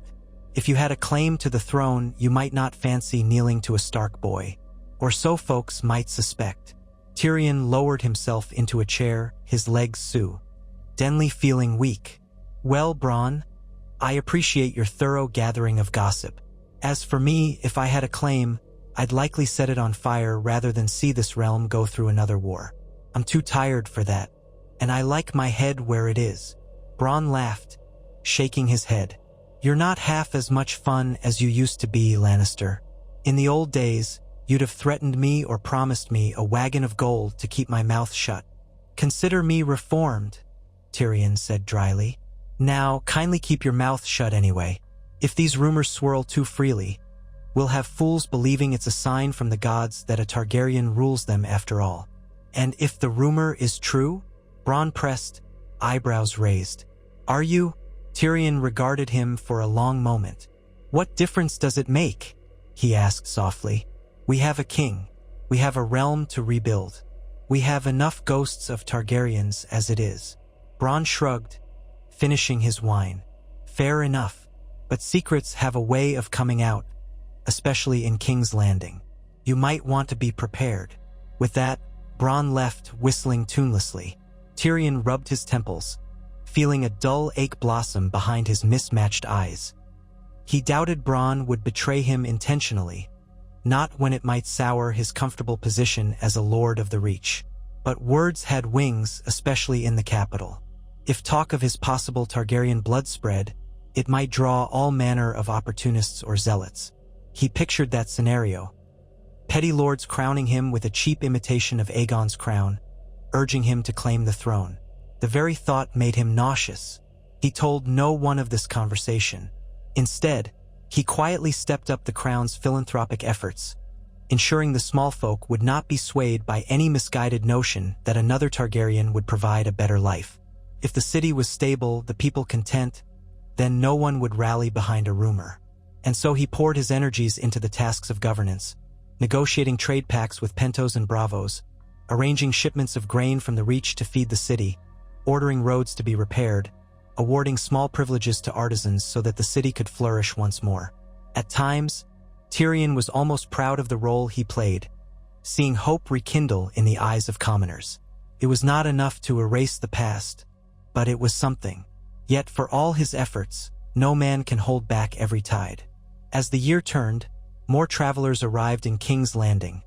Sellswords returning from the chaos in Essos, merchants from the Summer Isles, exiles from Volantis. Among them were those who had served Daenerys Targaryen in the east or had fought under the Blackfires in older rebellions. They recognized the faint amethyst glint in Tyrion's right eye, or they had heard tales of the dwarf who had approached dragons unscathed. Quietly, they began to gather, a handful at first, in wine sinks and shadowed corners of the city. They called themselves the Sons of the Dragon. They were disorganized, more rumor than threat, but they spread word that the Targaryen line had not ended with Daenerys. Tyrion was mortified to learn of their existence through a report from the City Watch. "They're a ragged bunch, Lord Hand," the gold cloak had told him. "Mostly drunkards and dreamers, but sometimes they cause trouble in the streets, spouting nonsense about you being the rightful king." Tyrion dismissed the guard with instructions to keep an eye on the group, but not to resort to violence unless necessary. Afterward, he sat in his solar, swirling a cup of wine, pondering how best to quash such a cult. If he sent the gold cloaks to arrest them, it might inflame rumors that he was indeed a Targaryen. If he allowed them to roam free, they might cause a panic or provoke lords loyal to Bran's monarchy. Ultimately, Tyrion resolved to handle the matter quietly, perhaps by infiltration, paying a few local toughs to sow discord among the Sons of the Dragon until they fell apart. That was the sort of cunning Tywin Lannister might have used, and it made Tyrion sick to think he was following in his father's footsteps. But it was a lesser evil than allowing the city to spiral into more chaos. In private, he sometimes reflected that if he truly were a Targaryen or half a Targaryen, he had never felt less like one. Daenerys had burned an entire city on the wings of her fury, carrying on the legacy of Aerys Tooth's madness. Rhaegar had once yearned for prophecy and the song of ice and fire. Tyrion was no dreamer or conqueror. He was a tired administrator, a jaded politician, a man forced to do what needed doing so that others might live in peace. The only vestige of his Targaryen heritage was that flicker of memory when he touched the dragons, and the knowledge that, in some sense, he had lost a piece of himself with Daenerys' death. She had been the only living proof that his blood was more than rumor. As the realm edged toward a second winter since the War for the Dawn, a fresh challenge arose. The Iron Bank wanted its debts repaid. Cersei had borrowed heavily, and Daenerys had made no efforts to settle accounts. Now the Iron Bank's envoys insisted that King Bran's crown honor the obligations. Tyrion recognized the realm was in no condition to fork over gold so quickly, but the bank cared little for the realm's suffering. They wanted either money or trade concessions. The crown's coffers were meager.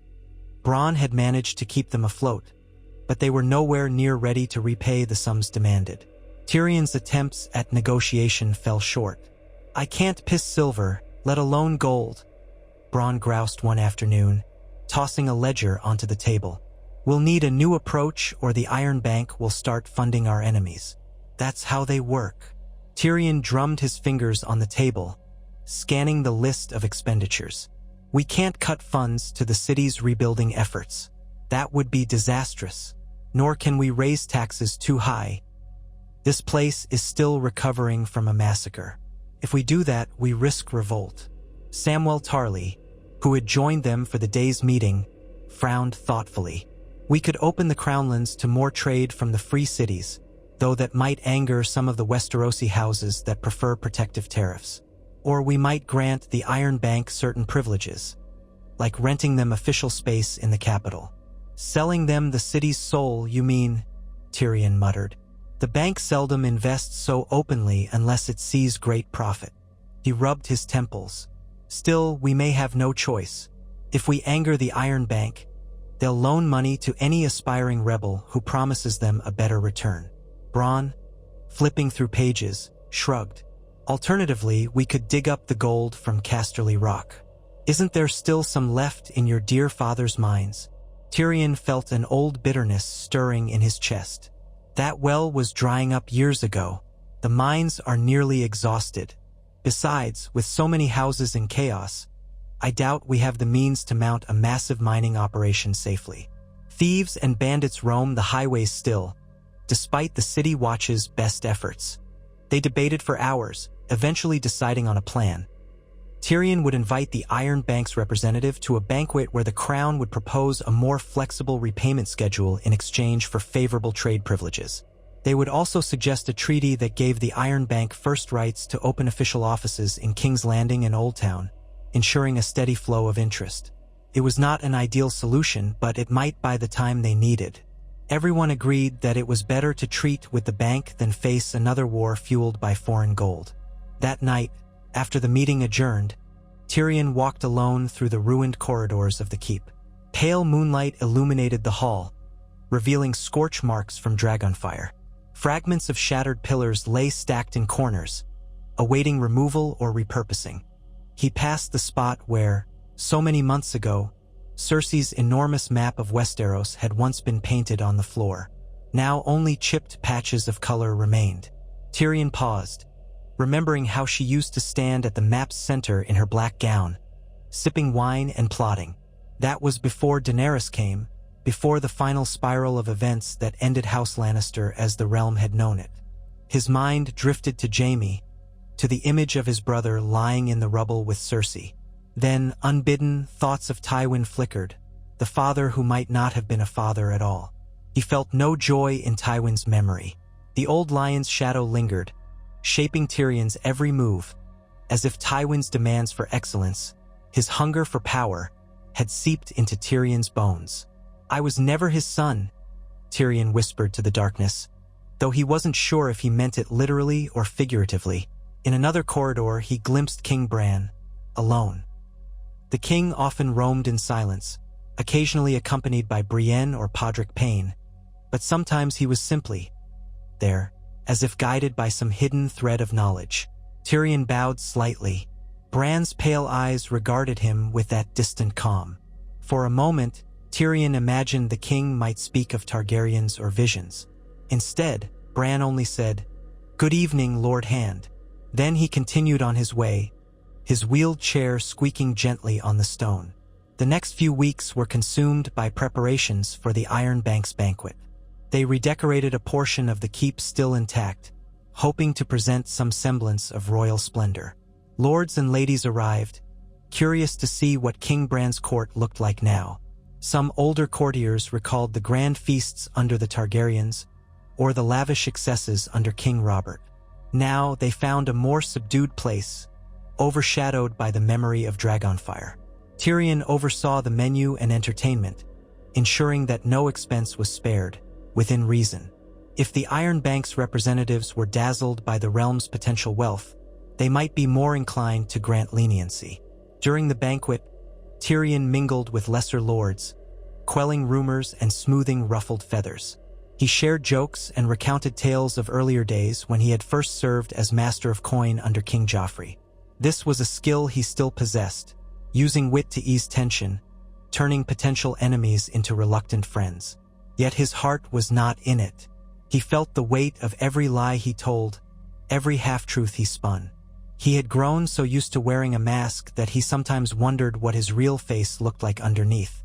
The Iron Bank envoy, a tall Braavosi named Magister Oreo, was gracious enough, but he pressed for details about the realm's finances.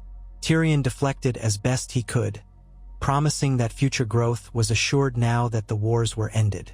Magister Oreo was not entirely convinced. No banker would be after seeing the city in such disrepair, but he recognized that with the new king's support, stability might return, which was good for business. By the banquet's end, Tyrion believed they had bought themselves some time. He found himself stepping outside for air, escaping the clamor of the banquet hall. The night sky was clouded, only a thin sliver of moonlight breaking through. In the courtyard, a few flickering torches revealed the silhouette of giant cracks in the outer walls. Tyrion took a deep breath of the cool air, letting the tension slip from his shoulders. Behind him, a gentle footstep. He turned to see Ser Brienne of Tarth, clad in her pristine white cloak of the Kingsguard. She had a thoughtful expression on her face. "Lord Hand," she said quietly. "Ser Brienne," Tyrion replied with a small smile. "Escaping the festivities as well?" She gave a slight nod. "I don't much enjoy feasts." Then, after a moment, she added, "Is everything all right? You seemed troubled tonight." Tyrion hesitated. He had never been particularly close to Brienne, but he respected her honesty and her loyalty, two qualities in short supply.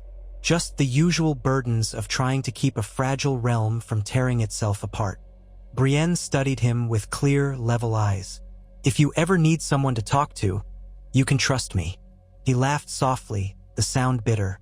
"Trust is a precious thing in King's Landing, but I appreciate the offer." A pause stretched between them. He wondered what Brienne had seen in her service to King Bran.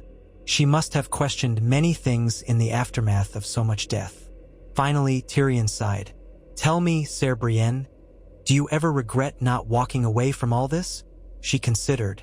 Sometimes, I don't enjoy the politics, the maneuvering, but I gave my word, and I believe in protecting those who cannot protect themselves." Tyrion nodded. A fleeting thought crossed his mind. If he revealed to her his secret lineage, would she keep it or judge him? He dismissed the notion. There was no benefit in confiding that. "Well, I'm grateful for your unwavering sense of honor," he said. "The realm needs that more than ever." She dipped her head in polite acknowledgement. Then she returned to her watch, and Tyrion returned to the banquet. Yet he carried her words with him, as if they were a reminder that not all was sordid ambition. Some souls in Westeros acted out of genuine loyalty, out of love or duty. Perhaps that was the sort of devotion Daenerys had wanted from her followers once, but in the end, she had demanded fear instead. Over the following months, the sons of the dragon cult caused sporadic trouble. They daubed walls with the sigil of House Targaryen, three-headed dragons breathing flame, and left mocking messages praising the true heir. They sometimes marched in small groups, chanting that Tyrion Targaryen would rise and reclaim the throne. The City Watch arrested ringleaders when they could, but the more they cracked down, the more it fueled rumor and speculation. Whispers spread among the small folk that Tyrion might truly be a half-dragon, that his mismatched eyes were a sign from the gods. Tyrion loathed it. He issued official statements denying any claim, reminding the people that the Iron Throne was held by King Bran at the invitation of the Great Houses. But official statements only went so far, and in the labyrinth of King's Landing, stories carried more weight than decrees. Many small folk dismissed the rumors as nonsense. Others nurtured them, perhaps out of a secret longing for the old Targaryen mystique, or simply out of curiosity. A year prior, Tyrion might have found it amusing. Now, it only set him further on edge. When delegations arrived from the Westerlands to discuss the future of Casterly Rock, Tyrion realized he could not dodge the matter forever. They wanted a lord. They wanted the Lannister line restored. Some smaller houses that had sworn fealty to the Lannisters demanded clarity. If Tyrion refused to be their liege, they might look elsewhere for leadership. The memory of the rock still loomed large in the region's identity, and letting it remain empty felt like a dishonor. Eventually, after half a dozen such delegations, Tyrion called a meeting with King Bran to discuss the situation. In the king's solar, warm sunlight streamed through tall windows, illuminating dust motes in the still air. Bran sat behind a plain wooden table, his expression as calm as ever. Tyrion stood before him, uncomfortably aware of how he must look. A small man with mismatched eyes, lines of stress etched into his features, wearing clothes that were tidy but not extravagant. "It appears the Westerlands want a Lannister in Casterly Rock," Tyrion said. "They keep pressing me to assume the seat." "And do you want it?" Bran asked softly. Tyrion paused. "I'm not certain I have the right. My father, well, the man I called father was Tywin Lannister. The realm recognizes me as a Lannister by name, but if these rumors of Targaryen blood are true, legally you remain a Lannister," Bran interjected. "All the official documents name you so. That's the only truth the realm requires, unless you challenge it." Tyrion exhaled, glancing at the king's unreadable face. "I have no desire to sow discord. You know I stand by your claim. But the Westerlands are fracturing. If they do not have a strong ruler who can unify them, we risk chaos." "Chaos," Bran echoed. Then he turned his gaze toward the window, as if looking at something far away. After a time, he said, "Perhaps your presence there could bring stability.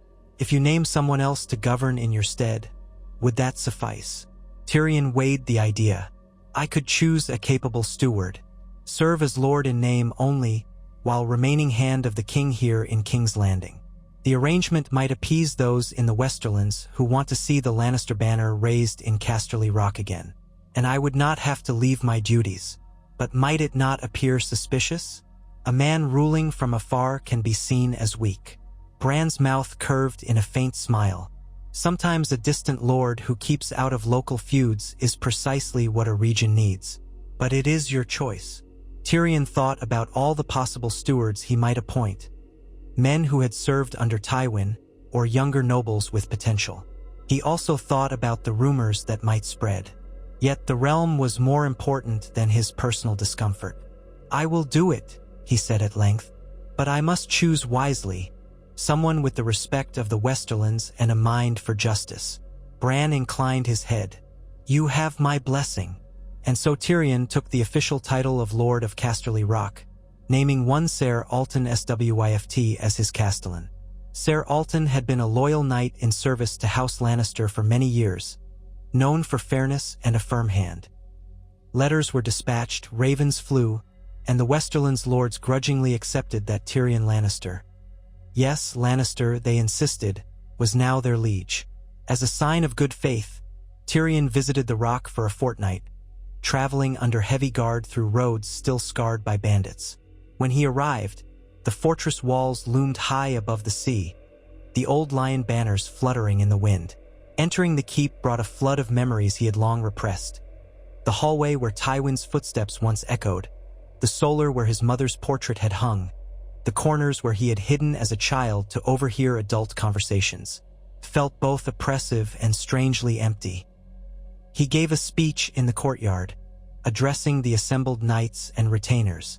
He spoke of rebuilding, of forging a new era in which the Westerlands would stand with King Bran's realm. The crowd was polite but subdued. Some looked at him with clear mistrust, remembering the rumors that he might not be Tywin's son. Others seemed merely curious, waiting to see what kind of lord he would be. Tyrion named Ser Alton as his steward in front of them all, ensuring there was no confusion about who would handle daily governance. Then he toured the castle, verifying that the gold mines were indeed nearly tapped out. The storerooms were well stocked, though, and the farmland around the rock had recovered somewhat from the war. At night, he sat alone in what had once been Tywin's study, where a massive oak desk still stood. Tyrion did not sleep in Tywin's bedchamber, refusing to inhabit that ghost's domain. Instead, he chose a smaller guest suite. But he could not avoid confronting Tywin's presence in every corridor. It was as if the old lion still prowled, leaving behind an echo of disdain. Tyrion felt no affection for the place, nor any grand illusions that he was at last the Lannister patriarch. If anything, it felt like a final, painful farewell to the father who scorned him, to the identity he had once yearned for. If Tywin had ever suspected Tyrion was not his son by blood, what a cruel irony that it was Tywin's name Tyrion now carried, uniting the Westerlands under a banner Tywin had shaped. On his last night at the Rock before departing back to King's Landing, Tyrion lit a single candle in the old Godswood courtyard, an enclosed space so small it hardly merited the name. A few slender heart trees, transplanted centuries ago, stood in the gloom. The water in the pool was still. Tyrion sat on a stone bench, letting the hush envelop him. He whispered a few words, he was not sure to whom. Maybe the old gods, maybe the Seven, maybe no one at all. "I wish things had been different," he murmured. "I wish my mother had lived. I wish my father, or the man I thought was my father, had loved me. I wish Daenerys had not fallen to madness. I wish I were a better man." The candle flickered, and in that moment, he felt the old pain of childhood swirl up, mingled with all the tragedies he had witnessed. He closed his eyes and breathed, imagining the faint warmth of dragonfire in his veins. It was no comfort, only a reminder that he was, and always would be, an outcast in his own name. He left at dawn, bidding Ser Alton farewell and promising to return if urgent matters arose. The journey back to King's Landing took a week, with stops in small towns and hamlets that had known Lannister rule for centuries. Some folk came out to see him, the dwarf lord with mismatched eyes. Others stayed hidden, mistrustful, or uninterested. Tyrion felt relief when the city walls of King's Landing rose on the horizon. For all its scars, the capital had become something of a home to him, or at least the place where his responsibilities were clearest.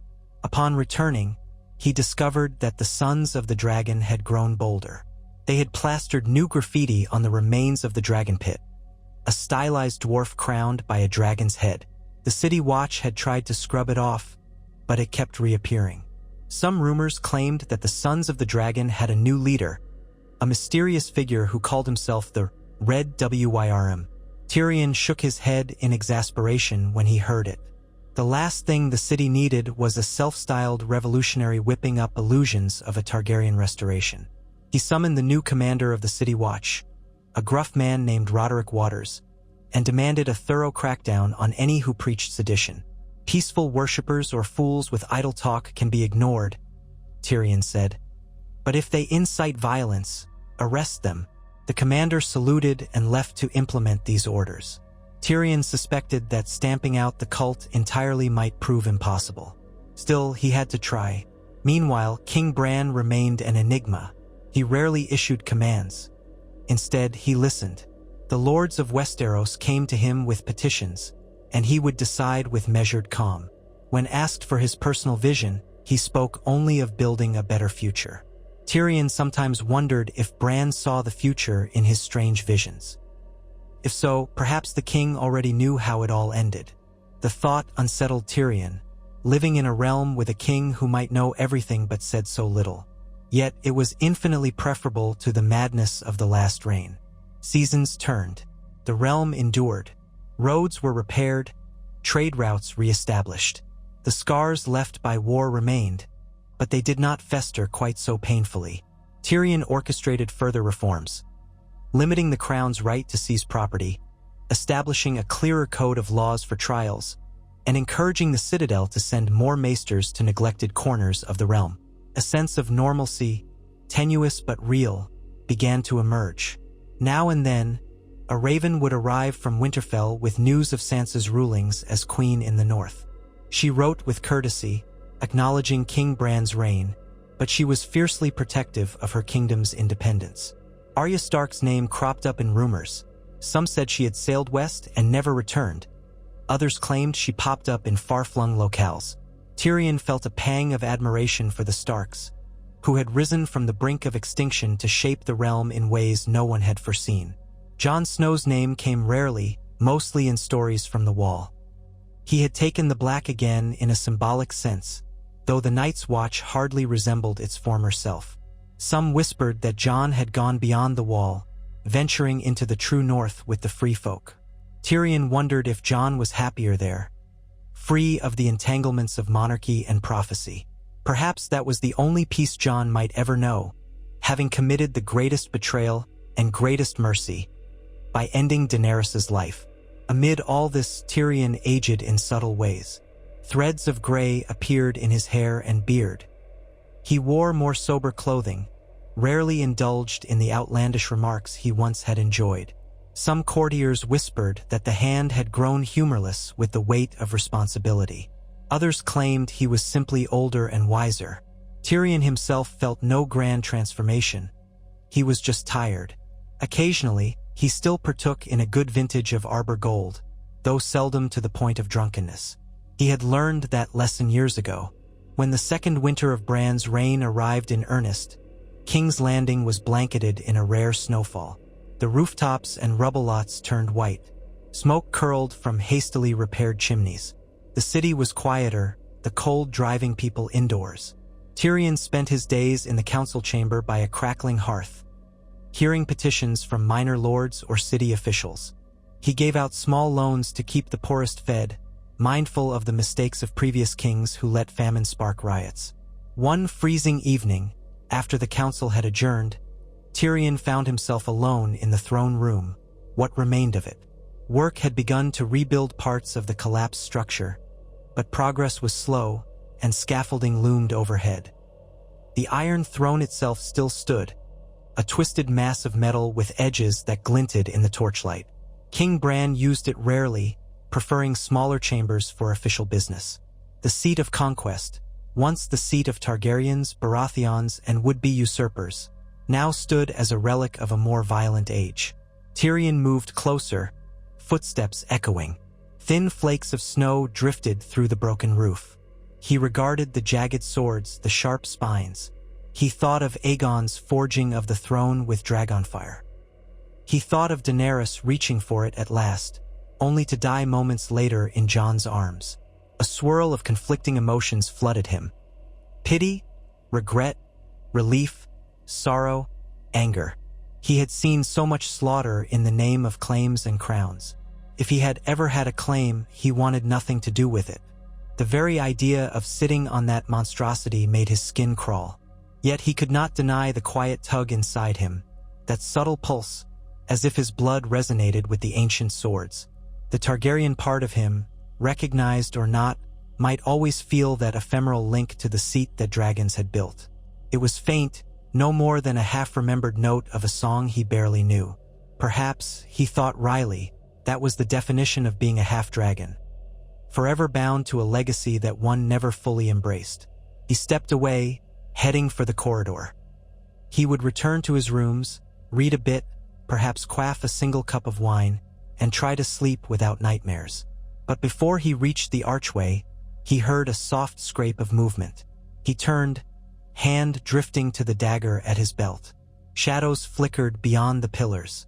A figure stepped forward into the half-light. A tall man in ragged furs, a hood obscuring most of his face. Tyrion tensed. The throne room was supposed to be guarded, but with the city watch so thinly stretched, it was not surprising that someone had slipped through. "Who are you?" Tyrion demanded, carefully sliding his dagger free. The figure lifted a hand in a gesture of peace. "I mean no harm, Lord Hand," came a voice, scratchy with the accent of Essos. "I only came to see if the rumors were true." Tyrion's blood chilled. "And what rumors might those be?"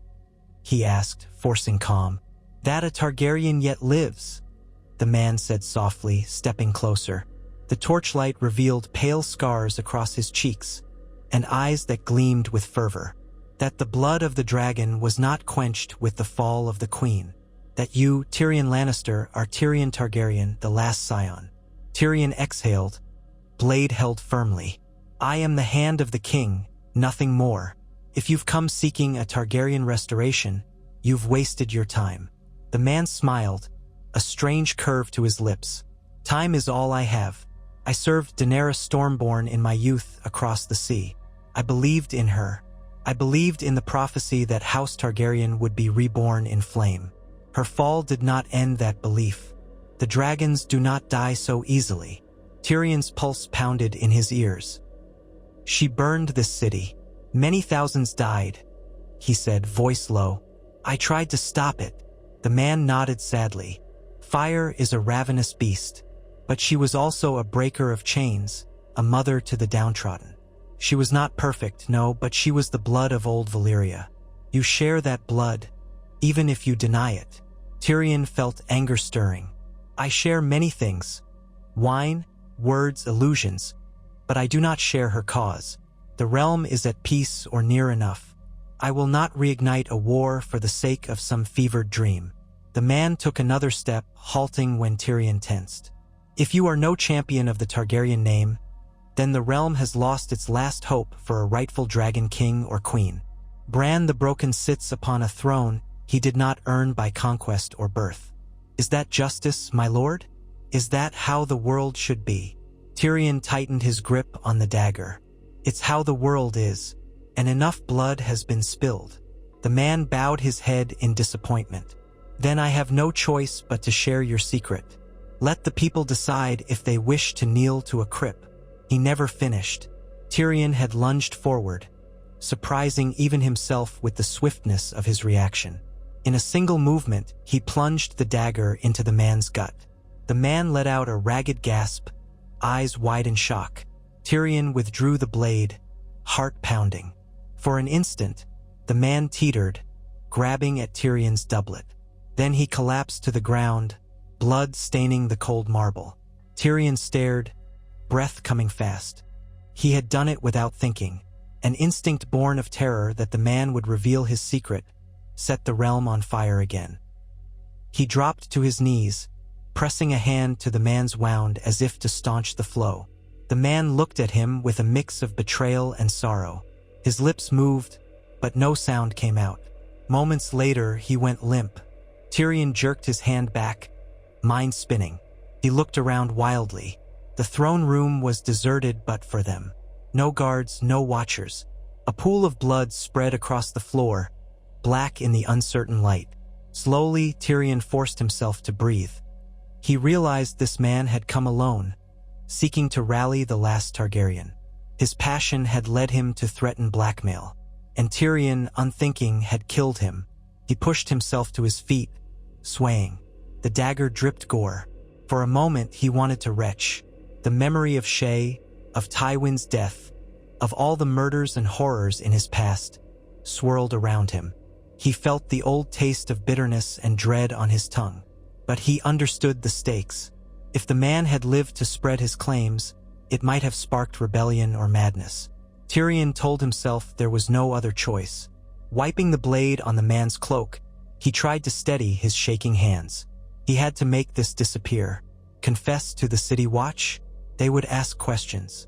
They would wonder why the man threatened him, what secret he carried. He decided, in a cold, stark clarity, that the realm's stability was more important than the truth. He would cover this up.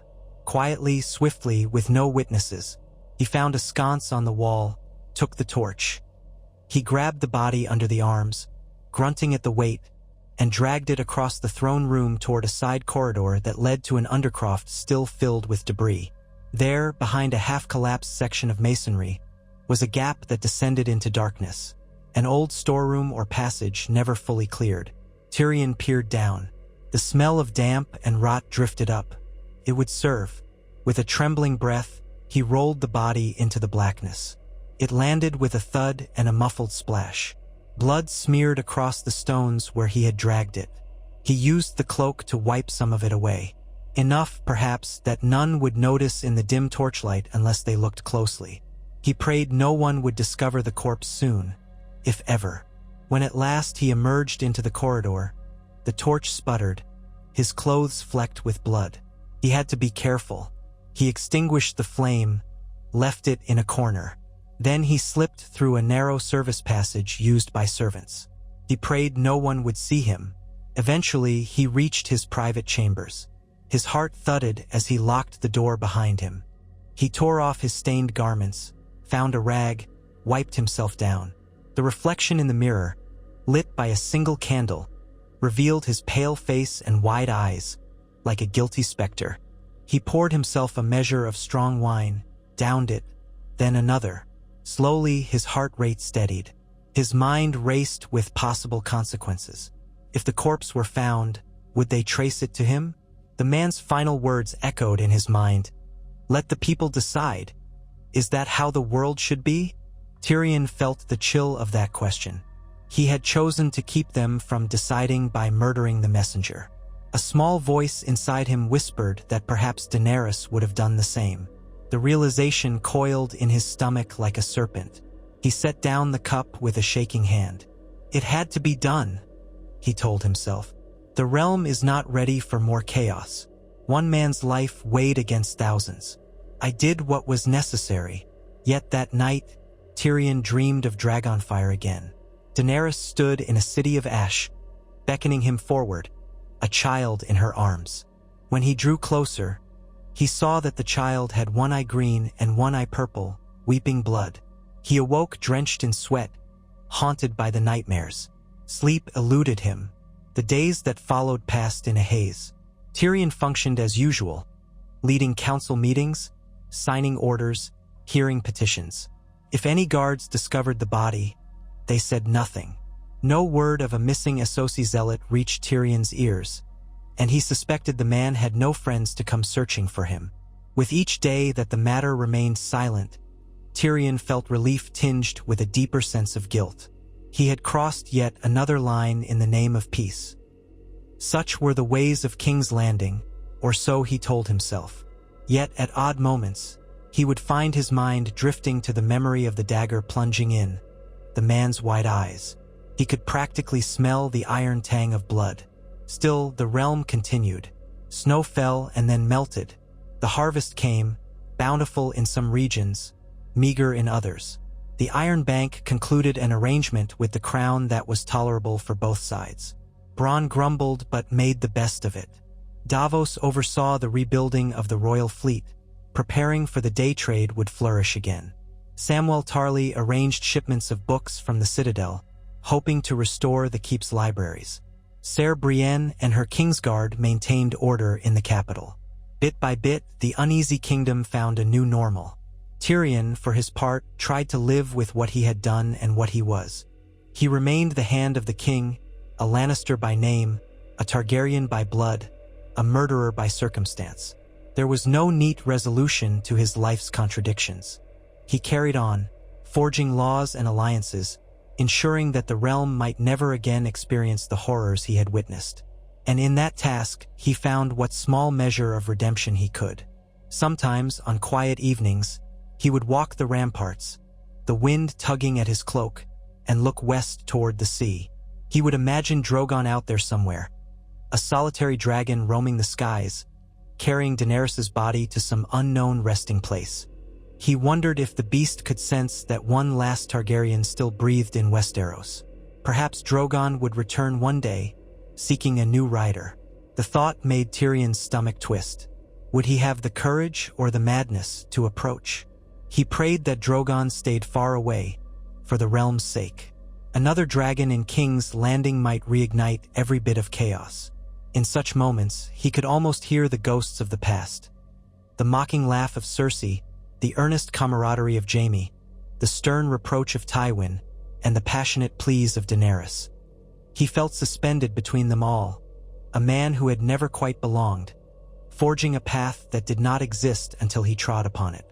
If the realm was safer for his actions, perhaps that was enough. Over time, the cult of the Sons of the Dragon diminished, snuffed out by arrests, infiltration, and the simple apathy of a population that yearned for peace. The name Tyrion Targaryen slowly faded from rumor into myth. Now and then, a bard might sing a curious ballad of the dwarf with dragon eyes, but it was treated as little more than fancy. King Bran never spoke of it. If he knew, he kept that knowledge locked away behind his inscrutable gaze. The lords of Westeros had other matters to concern them: succession, trade, petty rivalries. The small folk had fields to tend, families to feed. And so the secret that could have upended a fragile kingdom remained buried beneath rubble and blood. Tyrion carried it in his heart until the day he died. Alone, at a ripe age, seated behind the hand's desk where so many edicts had been signed in the name of keeping the realm intact. By then, King Bran had presided over years of tenuous peace, with a new generation rising to shape Westeros. Tyrion had outlived many acquaintances, forging alliances, solving crises, murdering only when he believed it absolutely necessary. No ballads would call him a hero, but he had kept the kingdom from ripping itself apart. On the day of his death, the story is told that Tyrion simply fell asleep over a pile of parchments, quill in hand, and did not wake. The guards found him in the morning, his mismatched eyes closed in final rest. Among the official documents was a draft of a new law formalizing the rights of small folk in land disputes, a testament to his lifelong attempts to protect the vulnerable from the whims of the powerful. The realm mourned him as the hand of the king who had once been the most unlikely champion, a dwarf overshadowed by tragedy. No official record stated he was anything but Tyrion Lannister, the last scion of that once proud house. Yet in the quiet corners of taverns, in the pages of esoteric volumes locked away in the Citadel's restricted sections, rumors persisted that the imp was more than he seemed. Some said he had possessed a dragon's heart in a stunted frame, and that he had saved Westeros from another bloody civil war by refusing to claim his birthright. Others whispered that he had, in fact, fathered a child somewhere, who might one day emerge bearing the dragon's blood. These tales passed from mouth to mouth, generation to generation, mostly dismissed as tall stories. But a few starry-eyed dreamers held onto the possibility that the Targaryen line lived on through the dwarf who had once touched dragons. In truth, the line between what Tyrion was and what he was believed to be dissolved in the face of time. Historians wrote of his crucial role in crowning King Bran, in forging alliances that kept the Seven Kingdoms from fracturing. They noted his achievements in trade and law, and they debated his moral complexities, how he had betrayed queens and killed his own kin, how he had walked a fine line between cunning and compassion. But nowhere in the official histories did it say he was the son of Aerys Targaryen and Joanna Lannister. That secret died with him, Still, if a traveler from across the narrow sea ever asked for the local legends in King's Landing, they might hear a tale of the half-dragon dwarf who served as hand for many years. They might wander the Red Keep's corridors, rebuilt and renovated under a more merciful monarchy, and sense a lingering echo of footsteps in the throne room, where once a short man with mismatched eyes stood before the Iron Throne, refusing to be ruled by destiny. They might hear that a strange hush sometimes fell in that chamber at night, as if the stones themselves remembered the hush of secrets never spoken aloud. Ultimately, the question, what if Tyrion was a secret Targaryen, could never be fully answered by the realm at large. For Tyrion himself, it had been answered long ago. He was both lion and dragon, yet wholly neither. His life had been shaped by illusions, half-truths, and the inexorable tide of fate. He bore the burdens of that heritage in silence, using every ounce of cunning to prevent the realm from drowning in another wave of dragonfire.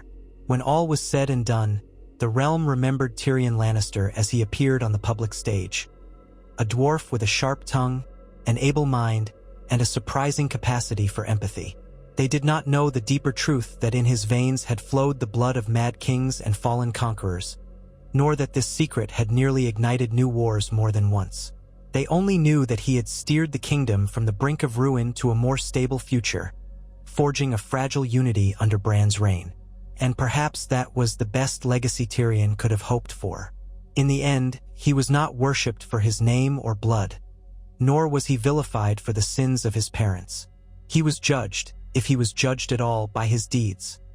The laws he passed, the deals he brokered, the lives he saved, and the ones he was forced to take. He had once remarked, in a distant memory, that he wished only for a quiet death in his own bed, a belly full of wine and a maiden's mouth around his. Well, that was a different Tyrion, from a different era. Instead, he died in service to a realm that had so often scorned him. He died penning laws meant to protect the lowborn from abuse. He died with no heirs, no close family, no dragons to stand vigil over his corpse. Yet if souls linger beyond mortal life, perhaps Tyrion found release in that final rest. Perhaps he reunited with those who had passed before Shae, whom he had loved and lost. Jaime, the brother who had once shown him kindness. Even Daenerys Targaryen, the queen who had soared too close to madness, bearing the same blood that coursed through Tyrion's veins. And maybe, in the shadows beyond, Tywin Lannister glowered and refused to speak. That was a fitting afterlife for such a complicated man. Haunted still by the father who had shaped him and scorned him, and by the mother's memory he never knew. Time wore on. King Bran's line eventually gave way to new rulers, new wars, and new stories. The name Tyrion Lannister faded into dusty tomes, overshadowed by the likes of Aegon the Conqueror, the Mad King, and even Daenerys Stormborn. But in certain circles, maesters who loved obscure lore, or mystics enthralled by the Targaryen legacy, there remained hushed speculation that Tyrion had indeed been the last living child of House Targaryen. They pointed to ancient genealogical scraps, to rumors from his youth, to the improbable fact that dragons had tolerated him. Some argued that if he had claimed the throne, Westeros might have been united under a more moderate Targaryen rule. Others insisted that his caution had spared the kingdom further destruction, that the horrors under Daenerys had proven Targaryen fire was best left to die out. And so it remained a riddle for the ages, an enigma that no one could conclusively solve. Tyrion himself had once stated that stories were the lifeblood of the realm, and every story contained at least a seed of truth. In his own life, that seed had grown in silence, never blooming into full revelation. If the realm was spared further devastation, then perhaps that silence was a gift, a final parting gift from a man who understood how fragile peace could be in a land ravaged by ambition and prophecy. If one were to stand in the quiet courtyard of the Red Keep, years after Tyrion's passing, and listen to the wind at twilight, they might hear only the soft rustle of leaves, the distant roll of the Blackwater rush. But if they closed their eyes, they might imagine the faint roar of dragons echoing from faraway skies. Ancient memories, half-remembered, of a dwarf whose blood ran hot with Valyrian flame and yet who chose to wield words instead of fire.